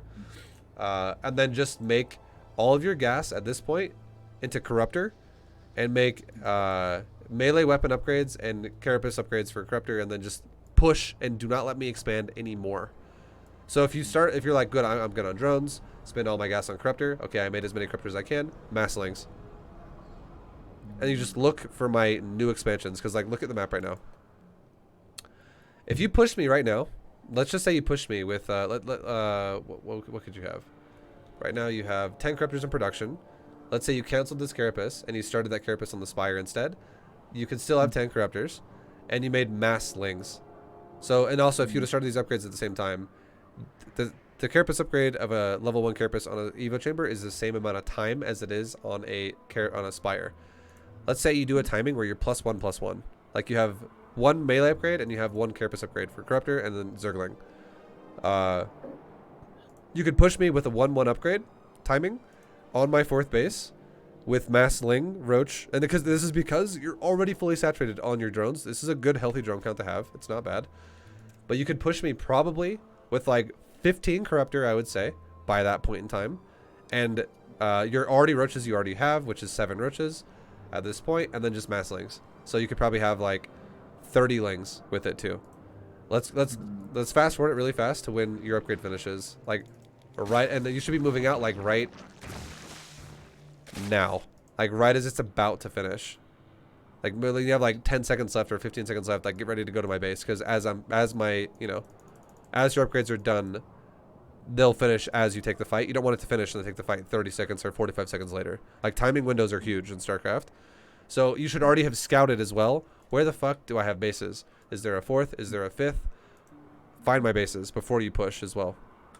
Do this with changelings. Do this with 1 Zergling. Do this with something that can scout that's cheap or free. And then look at it right now. If you actually pushed right at, if the fight was happening like right now around 8:55, 8:56, the upgrade would finish like right now as you take the fight. And look at my 4th base. I have I have 3 cannons that are done. I have 1 cannon finishing right now, and I have a couple of batteries. So I feel like, and look at my army as well. I have 1 stalker, 3 adepts, 3 zealots, and then I have 3 carrier, 2 oracle. If you had like 30 lings right now with weapon upgrades, I don't have armor upgrades. I mean I have weapon upgrades as well, but you would have a carapace upgrade to counter my weapon upgrade on my Stargate. So like your +1 carapace would counteract my +1 carrier weapon, and carriers are gonna 100% focus fire your corruptor. They're not gonna focus fire your roaches and your lings. Is just how it works. Like I really want to kill your air more than your ground. That's how it should go. But your corruptors would be able to tank a lot of damage, and they keep the carriers busy, and you might even kill some carriers. If you had like 15 carrier versus, 15 corruptor versus 3 carrier, and we have equal upgrades, that's actually scary for carrier. And then on top of that, so my supplement there would be shield battery cannon. That's what I would need to be okay. But I only have 3 cannon, soon to be 4 cannon. There will be a 5th one done as well in about like 6 seconds or 5 seconds, because it's under the oracles. But you could probably overpower these cannons as they're finishing, and then the batteries are the other helping factor there. If you had like 30 lings with +1 and like 7 roaches, and I'm fighting against you with 7 units on the ground, 3 zealot, 3 stalker, 3 adept, and 1 stalker, that's not a lot of units to fight against like 30 lings and 7 roaches. That's like, again, more for you right there.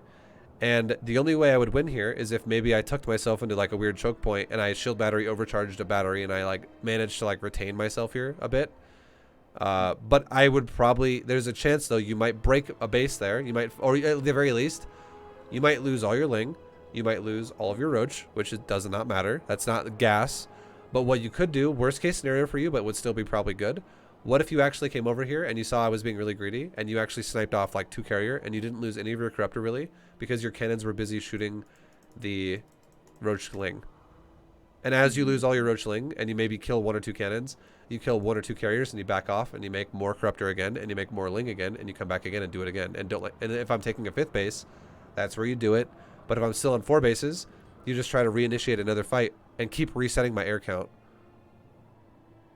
Like, that is something you totally could do if a Protoss player does not play safe enough.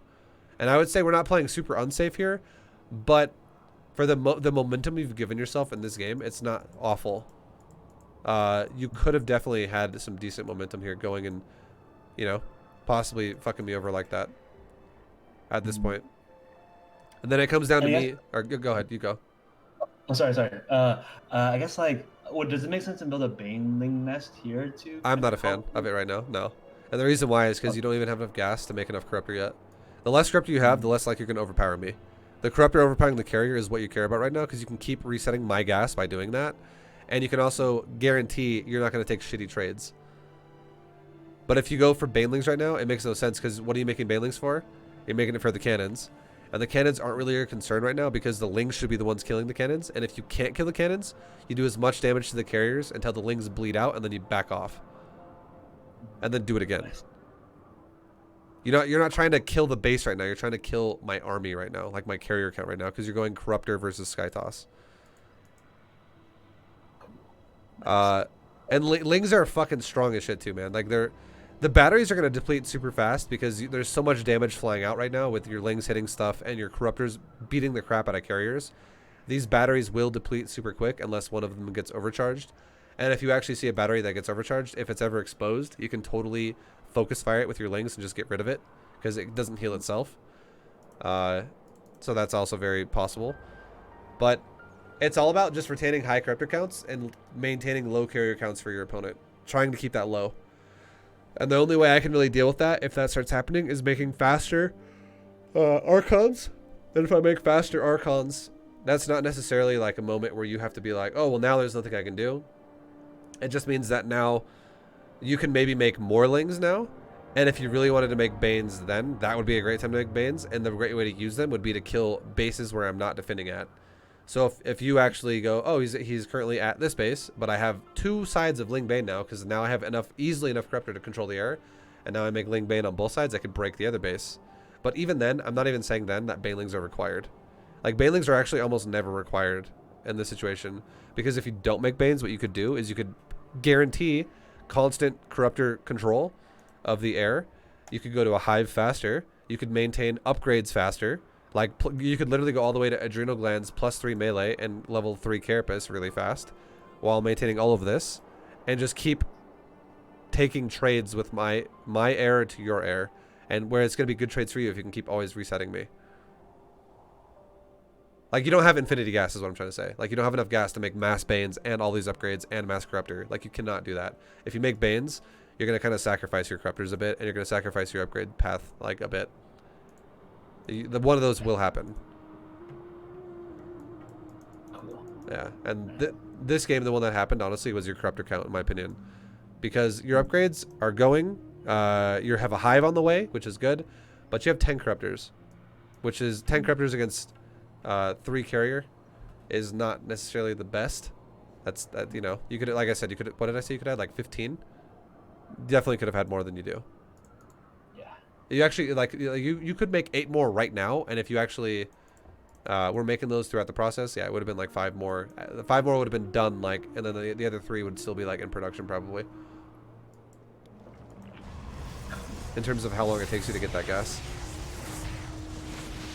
Cool. So I guess like one strategy then would just be to get to 85 drones, then build non-stop Ling, Corruptor, upgrade the melee and the Carapace in the air, yep. And then just like keep pushing bases. Yep. And do you see what you did right here? I agree with what you did, by the way. You found the carriers and you went for it, but you don't have enough Corruptors to break the battery.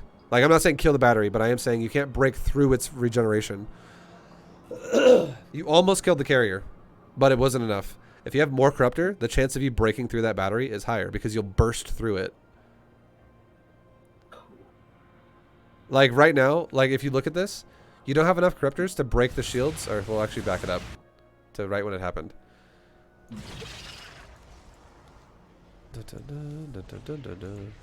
So you hit my carrier initially. You have enough damage to break through its shields in one shot. So you do real damage every time, no matter how fast it's being regenerated. Because it doesn't regenerate the hull, it only regenerates the shields. So now, from that, I battery overcharge pretty fast here.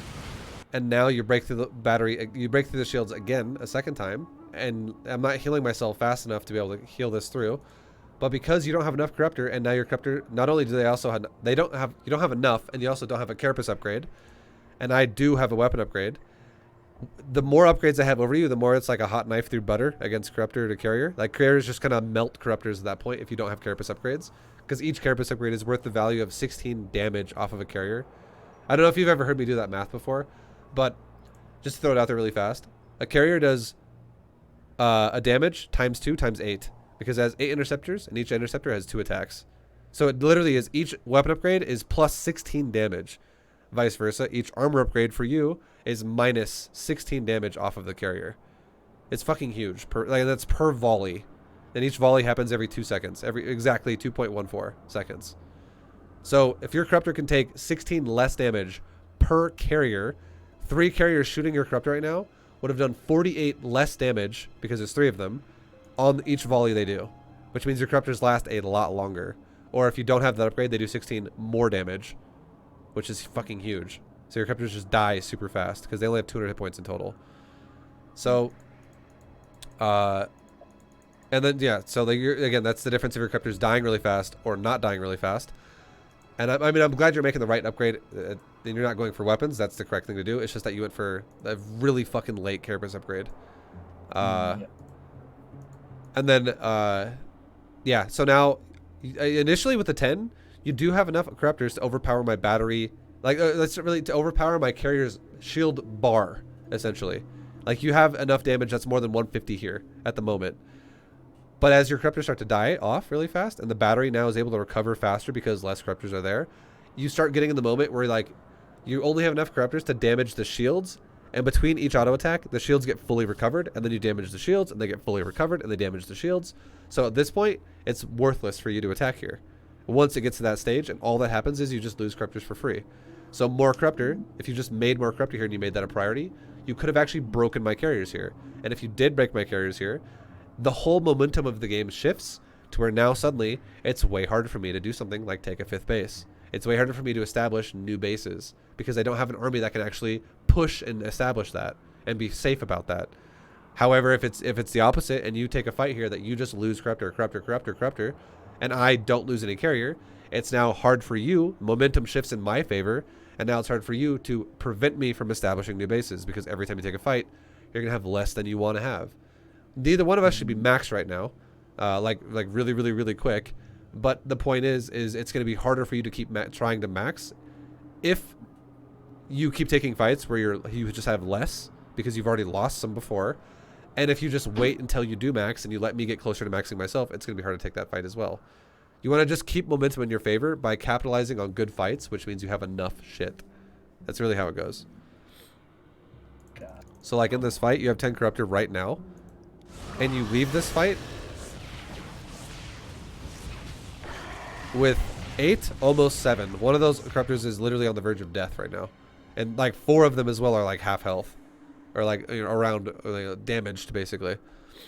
So that was a terrible fight for you because you killed nothing. You did damage one of my carriers, but the more carriers I get, you know, the damage is so insane with this army. And like the damage output is fucking off the charts if it gets up there. So that was definitely a fail attack, and all that did for you was it shifted momentum into my favor. And watch what happens behind this now. I'm going to take a 5th base because you just threw corruptors away, and now that gave me momentum to go, you know what? I feel safe to take another base now. I can totally expand again because now if you have less corruptor, I feel the need to, or I feel like I can totally expand again because I feel less intimidated. So that's exactly what we do. I throw down another nexus, you see it, which is great. But now if you push again, the chances of me defending this have increased because you have less corruptors than you would like to have. And you have not been able to weaken my carrier count, and every second that goes by, I get more and more and more and more. So the fact that you're making Corruptor is a good choice. I'm not. And the fact that you have 91 drones is amazing. I love that. It's just that you've kind of lost the momentum there, and that was now it's like, let's just say it's like 20 seconds behind now because you took a bad fight and you have to recover from it. And that 20 seconds, each second now at this point of the game is very critical, because 20 seconds with a chrono boosted Stargate is like almost a carrier itself. It's not entirely. It's a little bit longer than that. It's more like about 40 seconds to make a carrier. But the point I'm trying to make here is every second that goes by, the power of my army exponentially grows. It's insane. So you're getting to that stage now where if you take mistakes like this, it's going out of the stage of prevention and it's going into the stage of how do I now deal with it when it's now full fucking power, which is 10 times harder for Zerg. We'll get to that point too. We'll talk about how you should have done that once we get there, but prevention is the easiest way to shut down Skytoss if someone does it really fast. And that's why if we go back to the point I made way earlier in this coaching lesson, which is there's only one type of Protoss that can get away with going Skytoss where you just cannot deal with it. Like it has to be knowing how to handle a full-fledged Skytoss maxed out. And those are the Protosses that control you with Archon Immortal Charge Lot, and they keep you defensive while they go Skytoss. Because if because they're going to kill you otherwise. Like they're doing a good job with Charge Lot Archon Immortal. So the game is already hard and you cannot just prevent Skytoss. There's no prevention there. You have to deal with the first thing first and then deal with Skytoss, which means it's going to happen. So those games, I mean, we'll get there eventually throughout this analysis, but those are the games where like you just have to deal with it. But you could have dealt with it early in this game because I did not have any map control. I just rushed Skytoss. But you're missing the window now more and more as I get closer to maxing. And it's through things we just talked about. And now see how this base is establishing in the bottom middle? If you're able to prevent this from happening, that's what you want to do. The second it's up, it's now again just harder to deal with. So scouting needs to be a little bit more active, I would say. You need to really have your game plan be, like for instance, how there was like one adept attacking your base. You could have literally sent like 6 lings to go kill that. Or like 5 lings to go kill that. Just like A-move it, shift 5 at lings out or something, and then just go deal with the new base. But you need to scout new bases. And again, it needs to be done with either Zerglings or Changelings. You need to always know when I expand. And you even saw it. So that should have been a priority to break it before it got set up. To try to, at least. And if you were making no Banes, but instead making Mass Corruptor, chances are high as fuck for you to break it.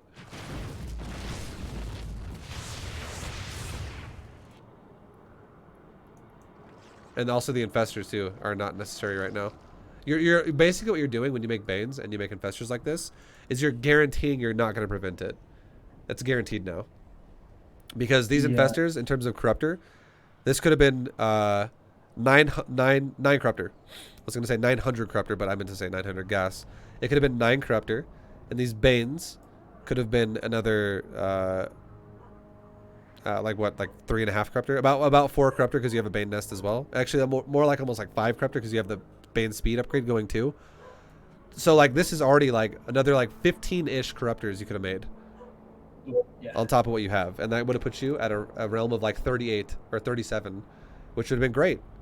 That'd be fucking amazing. And then you even have 700 gas in the bank right now that's not being spent.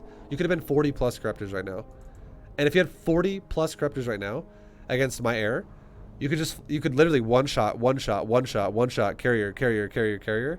And even if you lose some carriers, and if you in the process though, you overpower a base or you just reset my army, if you just prevent me from expanding and you keep resetting my army, it's really hard for me to take expansions then. Because Skytoss can't punish you like you can punish Skytoss because you're the one with mobility. Like you're the one who can remake fast, and you're the one who can also be across the map in 2 seconds one way or the other. Because you have creep spread and your Zerg units are just way faster. Carriers are not fucking fast. Sorry, question. I made the Infestors in case you had Void Rays. I don't even know if that's the right response, That's I guess. wrong. But, like, yeah, wrong. Okay, keep going.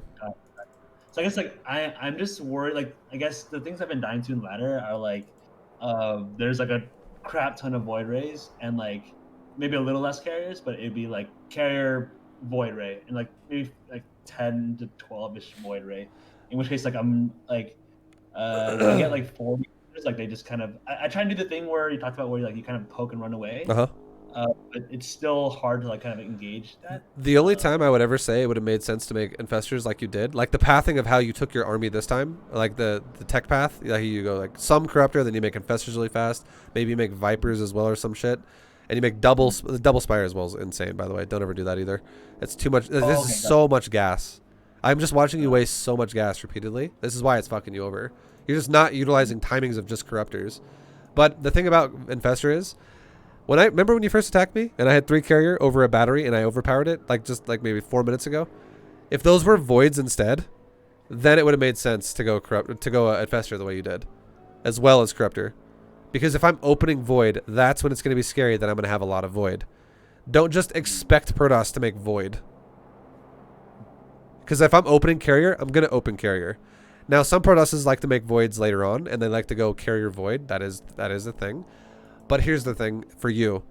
If a Protoss opens carrier and then they go void behind that and you just go carrier, corruptor, and ling, and that is literally it. You don't go infestor. You don't go viper. You don't go fucking banelings.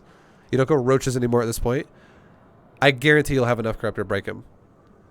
Unless you do shit like this where you're going double spire, you're going for infestor upgrades, you're going for carapace upgrades on ground units, you're going for baneling speed, and you're just wasting like 1,500 gas. When it could have been 15 corruptors that could have pushed way faster. Because the more time you give him, the more time he has to build up an army, and the higher supply he gets, the scarier it is for you. But you could literally max out. You could max out with Corruptor Ling. Your drone count was great this game, but you could max out when the Protoss only has like 130 supply, going full Skytoss right away. That is very realistic. So the fact that we're both at 180, this is what I'm saying when I say prevention's now no longer a thing for you.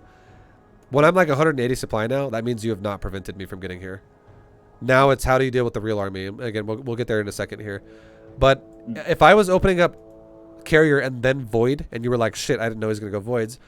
If you have enough corruptor to take damage and losses of corruptors, but always still one shot, weapon upgrades don't matter. So second spire and weapon upgrades don't mean shit here. And you don't want to have enough corruptor. You never, ever want to fight Skytoss anyways if you only have enough corruptor to one-shot something if you only have a weapon upgrade. Because that would be in the realm of having like 16 corruptors or like 19 corruptors, which is fucking terrible to fight with. And you have 22 right now. That's not good. You want to have like 40 corruptors when you're going for prevention. So that you gotta kind of keep in mind what your style is, right? In prevention, 40 plus corruptors is wonderful. That is your goal. So again, if I have like 5 voids and like 7 carriers, or like 8 voids and 5 carriers, or some shit like that, and you have 40 corruptor, you could easily focus fire, like pop my voids and then pop my carriers, and you'll take some losses, but you will reset me way harder than I will reset you. And if you have 90 fucking drones, you will remax super fast. But if you take a fight against that same army where you have 5 infestors or 6 infestors and like 18 corruptor or like 20 corruptor or whatever, and then you're trying to kill a void or trying to kill a carrier, and you're not killing it in 1 shot, you're killing it in 2 shots or maybe 3 shots, your army is going to die at such a more cost inefficient pace where, like, if you're doing a prevention style, you might lose 1,000 gas and the Protoss might lose 1,700 gas. That's very realistic. But if you do a style where you have very low corruptor count and it takes multiple volleys to kill an air unit, now you might be the one who loses 2,000 gas and the Protoss might be the one who loses like 600 gas. That is actually how the trades will go. Because in this game, every second is fucking ridiculous. And if it takes you multiple seconds to kill a carrier or multiple seconds to kill a void because you don't even have enough to one-shot, each second that goes by when the Protoss army is at like full power, you're losing like 25% of your corruptor count at that point. If you only have like 20, you're losing like 5 corruptors a second. Like, it's ridiculous how fast it will go. Cool. And that's why, even though in a second here, when we fight and you actually neural parasited my whole army and I wasn't even looking, you still got destroyed that fight. And it's because you don't have enough corruptor. And we'll talk about that too in a minute, but it's, yeah. So now you kind of have an idea. It's styles you have to play. Prevention or late game. Like, just accept it and go late game. Do not just force yourself to accept it and go late game if your style is to open 90 drones against really fast Skytoss. You are already going down prevention style, so you need to commit to it and just do it.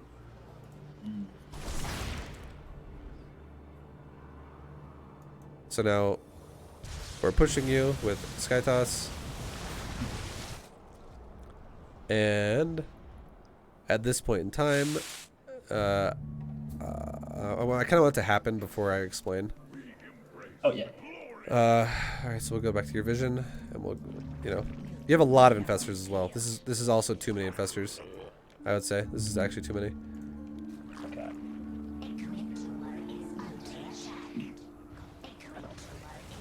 Okay, so I'm here now, and I'm pushing you, and you have to make a choice now, and your choice is, how the fuck am I gonna take this fight? How am I gonna take this fight?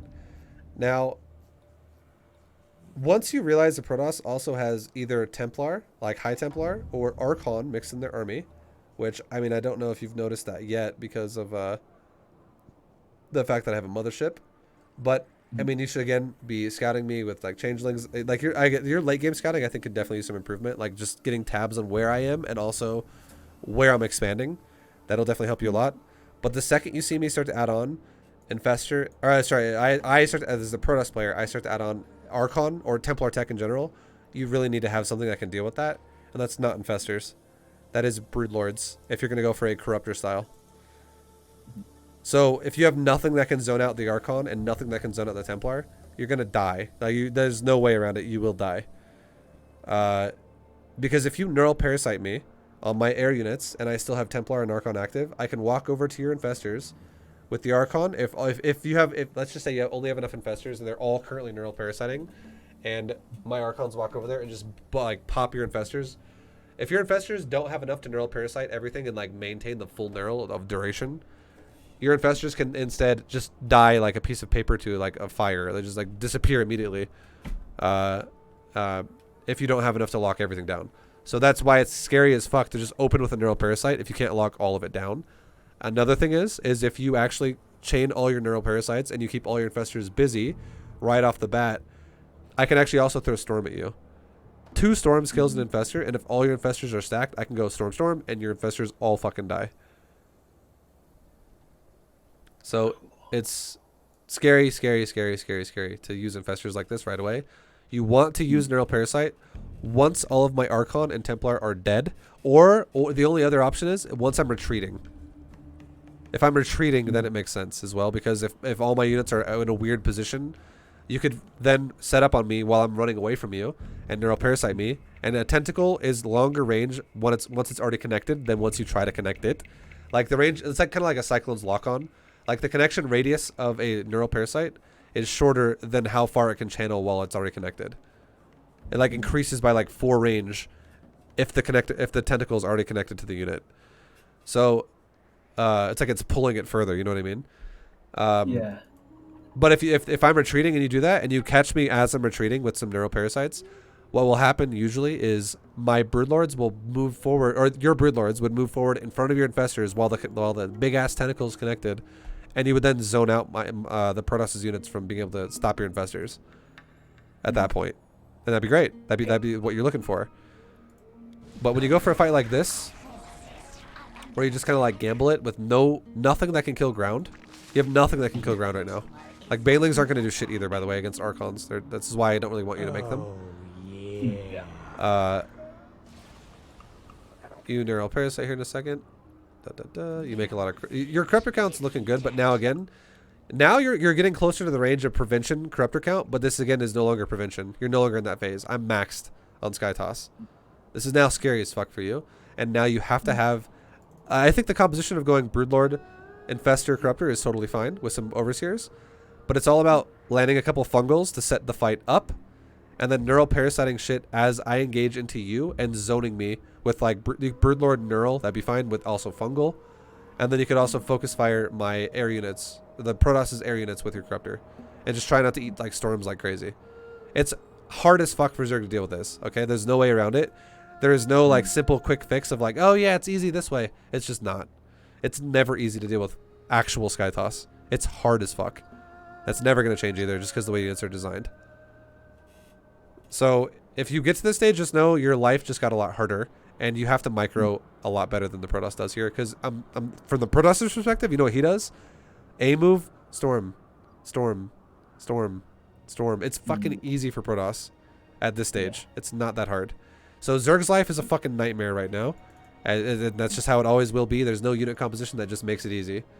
And the reason why is because Zerg is all about mass, and AoE and StarCraft 2 is kind of overpowered. And Archon and Storm in this situation, like, look how stacked up you are. Like, one Storm against your Corruptor and your Infestors, just one Storm could probably... One Storm. Even though the spell says it does 80 damage, it could probably do about 2,000 damage right now between all your units combined. Because it has no cap on how much damage... Like, AoE and StarCraft 2 has no cap on how many units it can hit. So it's overpowered as fuck because units in this game do what they're doing right now. They stack really hard. That's like the counter for Zerg is AoE at this stage. And yeah, this army has a lot of it with Archons and Storm. So that's why it's hard as fuck for you. It makes your life really difficult. But now you engage and you just dive into it. You're diving right into Archons, and you're diving right into the potential for me to storm you. I'm actually not paying attention at all, by the way, which is ideal for you. But even though I'm not even microing anything here. I'm literally not even looking at this screen. That's how good this army is. Because even though I don't have storm going off, Archons, like, look at your Corruptors already as you engage. Look at the right side of them. They're all half dead already. Yeah. So you definitely don't want to do it like this. You want to engage with Fungal Broodlord, not Infestor, like Neural and Corruptor. Neural Corruptor is what you do to zone me from pushing into you or to kill me as I'm retreating from you. But it's not your engagement. Your engagement should be Fungal Broodlord. Because Fungal Broodlord both keep your units at a safe distance. And if you Fungal, it reveals everything. And then it also makes me really slow. So then as I'm Fungaled, then you can like move your Corruptors and maybe focus fire one carrier down, back off out of Storm and Archon range. So you don't lose all your Corruptors and shit like that. But like, it's hard as fuck. Again, I really can't describe this in an easy way. It's just fucking hard. I wish I could, but it's hard. But now I'm going to let it just play out. And we're going to see what it looks like if you engage with no Broodlords and no Fungals. And yeah, for someone who doesn't know this, yes, Fungal reveals Cloak, by the way. If a unit is Fungal growth, it takes Cloak away. And you can chain it over and over and over because Fungal has good range and good radius with the radius of how big it is in a circle. It can hit a lot of shit. So you can do it at a safe distance from getting owned by like Carrier and Templar and shit pretty easily. Like, it's not easily, but it's doable. Nothing about this is easy for Zerg at this point.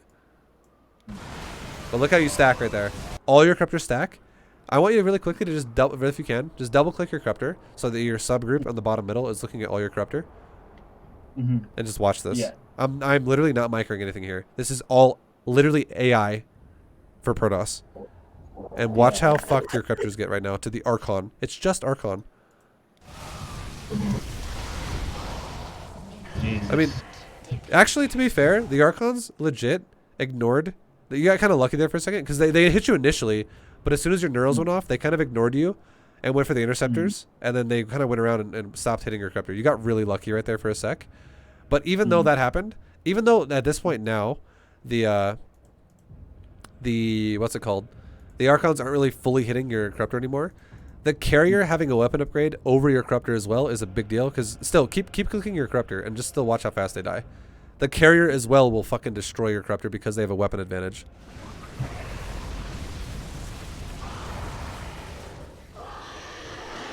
Like, they're just melting right now.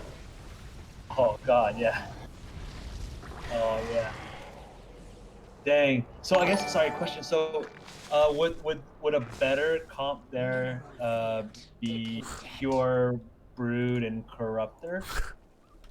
Sorry, I'm gonna say that again in 1 second. I just got raided by Bang, who is maybe Boom's cousin, and then Boom is now in the chat. Oh my god! Thank you guys for the raid. What a Bang! Oh my god! Wow, we got a new Baneling user on the scene. Okay, sorry, Ryan. Say that again. I got really distracted right there. Yeah. So would a better comp there be just pure like 40 Corruptors and like 50 Corruptors and, like, Broods? No. So I would say if I only have Skytoss, yes, that's fine. If I just have like Carrier only, yeah, that works. But if I have Archon Templar, like High Templar Archon, you have to have some Infestors, in my opinion. If you don't have Infestors, just speaking from experience, you're gonna have you will not have the tools at your disposal to deal with it properly. Because the only way you engage it is by diving into AoE. Then it's the only way you engage it.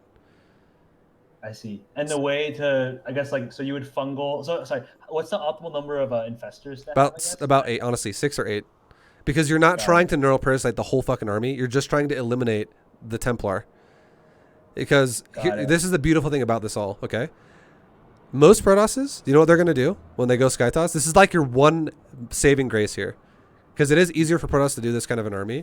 But the one thing that'll save your ass is that most Protosses, when they go for this kind of a style, will literally do this. Like 2 control groups, like 1 A move, 2 Templar move under that, and try to storm. They'll just move under the air army with their Templar.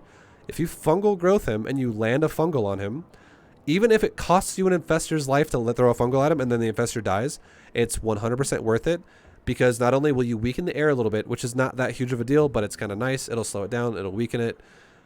It takes 3 fungal growths to kill a Templar.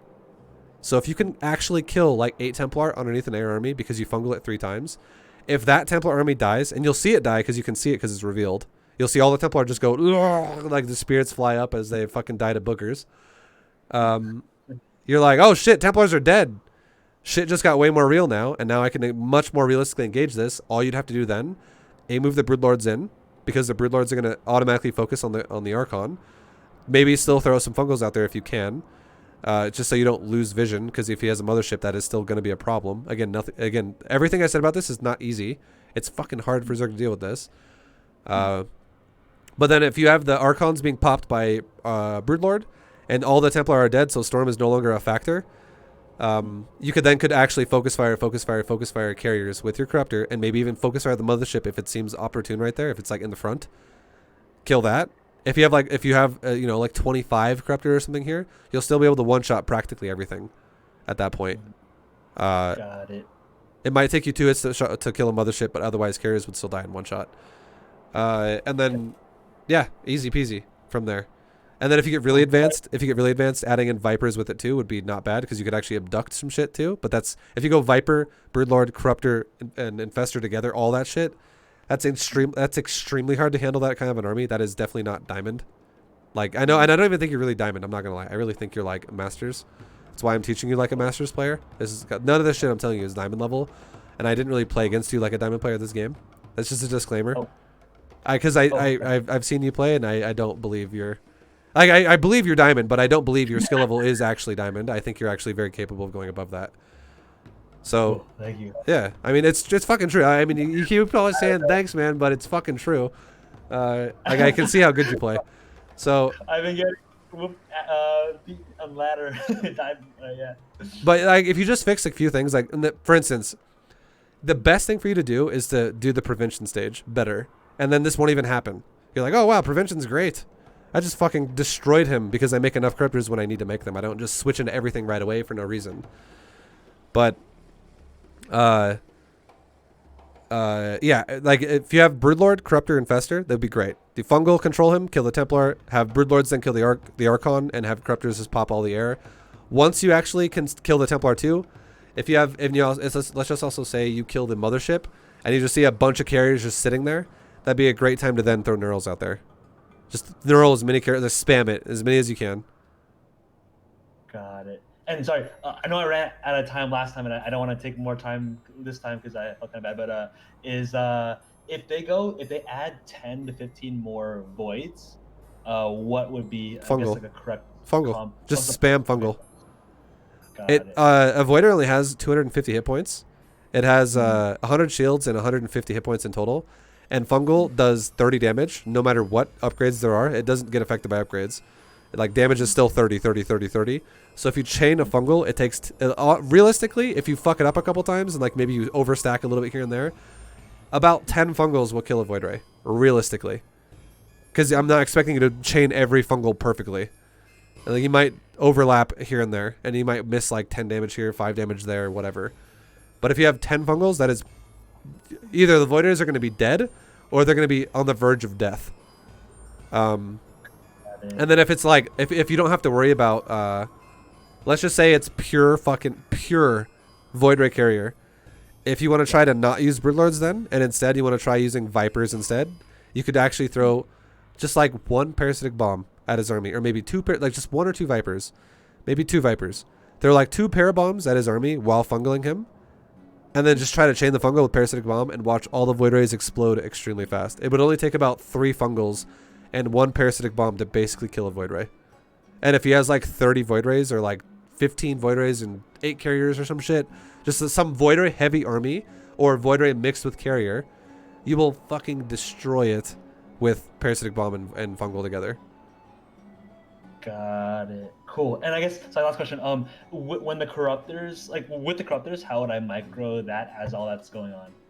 You just don't even use them. Seriously. No, why should they even be in the fight? They shouldn't even be in there. You just wait until you break his army apart with your spells, and then let corruptors go be the cleanup crew and kill whatever's left over. Oh, that's cool. I see. And then it would still be 8 infestors and like 5 vipers or whatever. I would say like 2 viper. You don't want to go crazy viper. Like 5 viper is not bad. It's not a bad number, but I don't want you to overemphasize I don't want you to overemphasize the viper usage. If you just get 1 parasitic bomb in the middle of his army, that's already amazing. Because if you actually land a fungal in someone's army that's already stacked, and you throw 1 bomb right in the middle of it, the difficulty for the Protoss to then split that apart while it's fungled and grab the viper bomb and take it out of there is, I would say the chances of him doing that is about 0% before the bomb is fully done damage. Like, his voiders are going to get destroyed. Like, the only kind of player who's going to be able to really avoid that is someone who's intelligent enough to pre-split their army. If they're already stacked, it's kind of just a fucking nightmare. It's like, oh, well, I'm fucked for Protoss.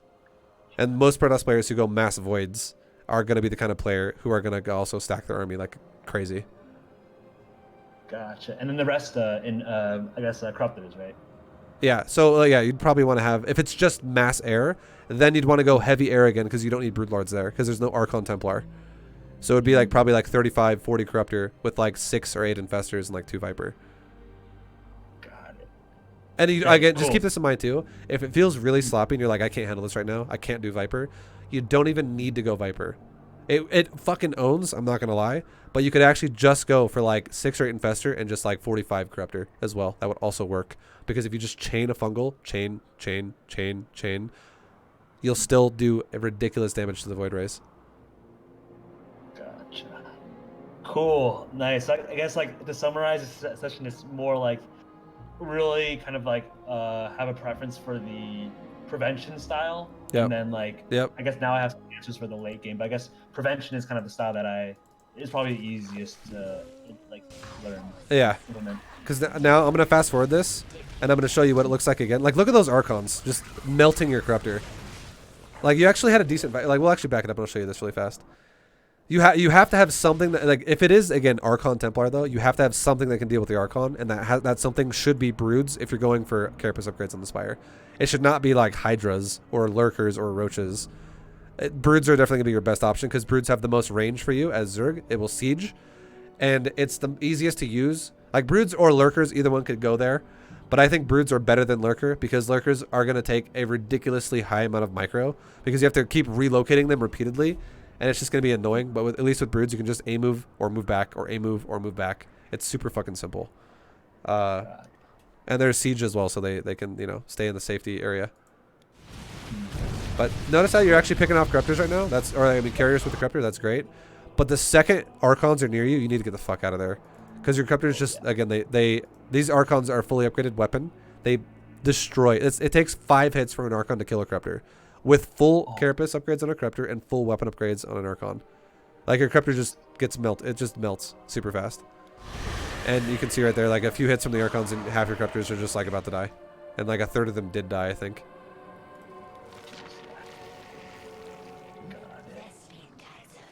Cool. And now you're making Broods, which is good. But now, at this point now, if you don't have Infestors to support it, or just enough in general of an army, it's going to fall apart. And I would say a good... So I didn't really give you numbers. This is the final thing we'll talk about. A good, healthy amount of shit to have would be about 8 Broodlords, about 8 Infestors, and then the rest Corruptor. Make like maybe 4 Overseers and the rest Corruptor. And that's it. That's your army. So your Corruptor count will change depending on how many drones you actively have, because the drone count might change. You might have lower drone counts the later the game gets and the less active mining bases there are. But, yeah, the rest, just in general, the rest would be Corruptor. So the fact that you have 11 Corruptor is not good. And they're also half dead as well. So you're definitely going to lose this fight if you take this fight. And finally, a last thing too is don't always feel the need to push with your army either. You don't have to push with your army in this stage of the game. In prevention, you do. Prevention, you push. You prevent, you prevent, you prevent. But in the final in-game stages, what you can actually do is when you're on the defensive side, when you have creep spread and you're expanding yourself, there's no wrong thing to do here. Where what if you just made spores like you did in front of your base? You sit there in front of your spores, and you just do ling run bys, ling run bys, ling run bys, ling run bys. You kill bases. You try to kill bases. You try to kill bases. Ling run bys. Make spores. You just sit there and expand, and then you can rotate your spores from old bases to new bases, the ones that are more exposed now. And if you actually do a good job of breaking your opponent apart with +3 melee adrenal gland lings, and he's like, fuck, goddamn, these lings are just like annoying as shit. And for instance, like, see how look at top left. See how that's really close together? Like my base and your expansion are both really, really close. It's like 2 screen lengths, or like maybe almost even like 1 screen length away from each other. What if you pushed with lings on the bottom side, and my army was there, and your army was currently on the north side, and you just push my expansion with broodlords, and you kill that one base, and immediately retreat right after, back to safety of your spores, on the creep on top. And what if you pull me to the top now because you did that with your broodlords, and you make another round of lings, and you go kill the bottom side again? Like what if you save like 25 supply for lings in the phase of the game where we're not actually taking fights yet, but you're just camping spore crawlers. And then once you actually do enough damage to me with lings, and you know I'm going to push you, or you see me pushing your creep like I'm going to push you, then you stop making lings, and you just remake the rest corruptors again for that fight. And you fight over spore crawlers. Cool. That is a way you can play this game. Because I'm going to tell you right now, if you always play the game in a way at this stage where you just push blindly into Fog of War, and you go, fuck it, let's see what happens, you're going to lose almost every game. Yeah. Because at this point now, you're giving me all the advantages. And like, look at the supply right now. 200 versus 183. Watch how bad this fight goes for you. Because you're pushing in the middle of nowhere, and you don't know anything about what's happening. And you're pushing in the storm, you have no setup, you have no fungal. I lost 1 supply. And I think that 1 supply that died as well, by the way, wasn't even this army. It was the probe that just got killed at the top of your base by like Zerglings or something. Or no, it wasn't even that. One supply. I think maybe an observer died to my own storm. I actually think that's what it was. Because you couldn't even see it. Yeah, that was a really bad. Yeah, I was like, oh my god, what am I doing? Yeah, that's what it's gonna look like every time if you don't have a setup. Yeah. Got it. Cool. All right, and then now from this point, there's no way you're gonna win. Even though you're maxed again, the reason why you're not gonna win is because you have no setup again. Like, I mean, this is worth talking about though. Like, you have right now, you have 0 broods, but you have 3 in production. That again, that's not enough. You want to have about 8. You have 0 infestors, and you have none in production. Again, you want about 8, and you have just corruptor. And if you for corruptors as well, you have 6 in production. You're not maxed either. I'm the one who's maxed. You're actually down by 50 supply now, which is also awful. That's like definite loss. But you're going pure corruptor here, and let's watch again. Just this is the amount of corruptors you have is not necessarily bad. If those other 6 finished and you already have 17, going to like 23 corruptor, that's definitely respectable. That's not bad, but they're not supported by anything. So I mean, if they engage this, they're all just gonna, like we saw before, they're just gonna disappear and die. And the corruptors try to engage, they get stormed. That's why you need some fungal going on. Because like, look at all my templar. See how they're stacked? Every Protoss will do this. This is very common. And very good Protosses in like high level play will maybe start stacking, like splitting their shit out against fungal and not letting their Templar stay so stacked. And maybe they'll be really quick about feedbacking your investors really fast. But in general, for Diamond and Masters level ladder, nobody will fucking do that. They will just stack them, and they will always get fungaled, and they will repeatedly take hits to the face with fungals and then just lose their Templar. So get good at trying to time a fungal as he walks into it. He just gets all the Templar hit. And then chain it. Chain it. Two chains with 1 hit, Templars all die. And you're like, wow, okay, I just killed I just literally eliminated like 16 storms out of his army, or like 14 storms out of his army, or whatever. Because if you have each Templar you have represents 2 storms. So if you kill 8 Templar, that's literally 16 storms. It's fucking huge.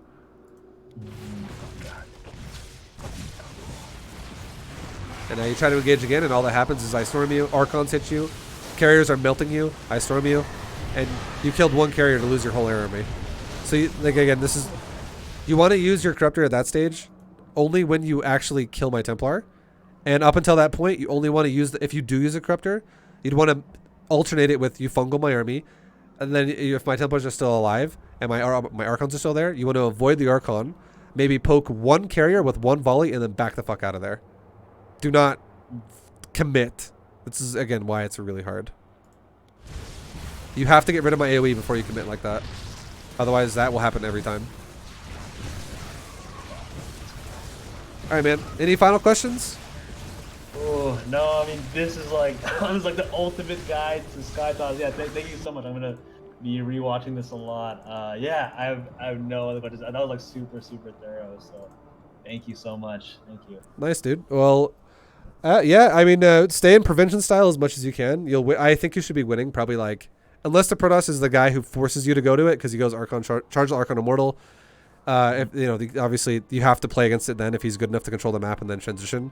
But if it's the guy who rushes Skytoss, I would say if you're playing well, the chances of him actually going Skytoss should be like 10% or less. Like you should be able to prevent it all the way until like 90% of the time. Yeah, dang, this is super cool.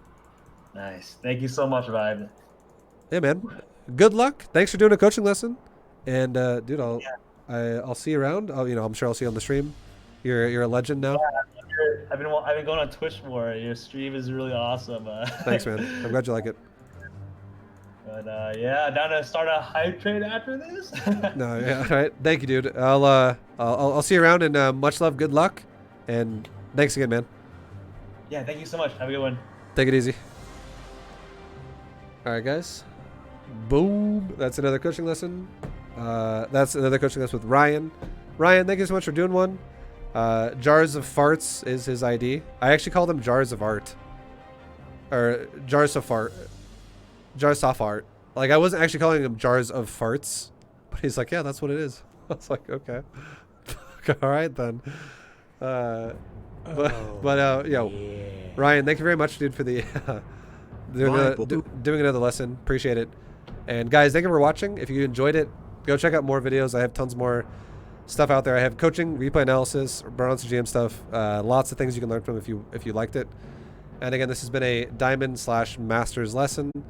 So yeah, guys, good luck. Take it easy. I'll see you next time, and peace. Much love.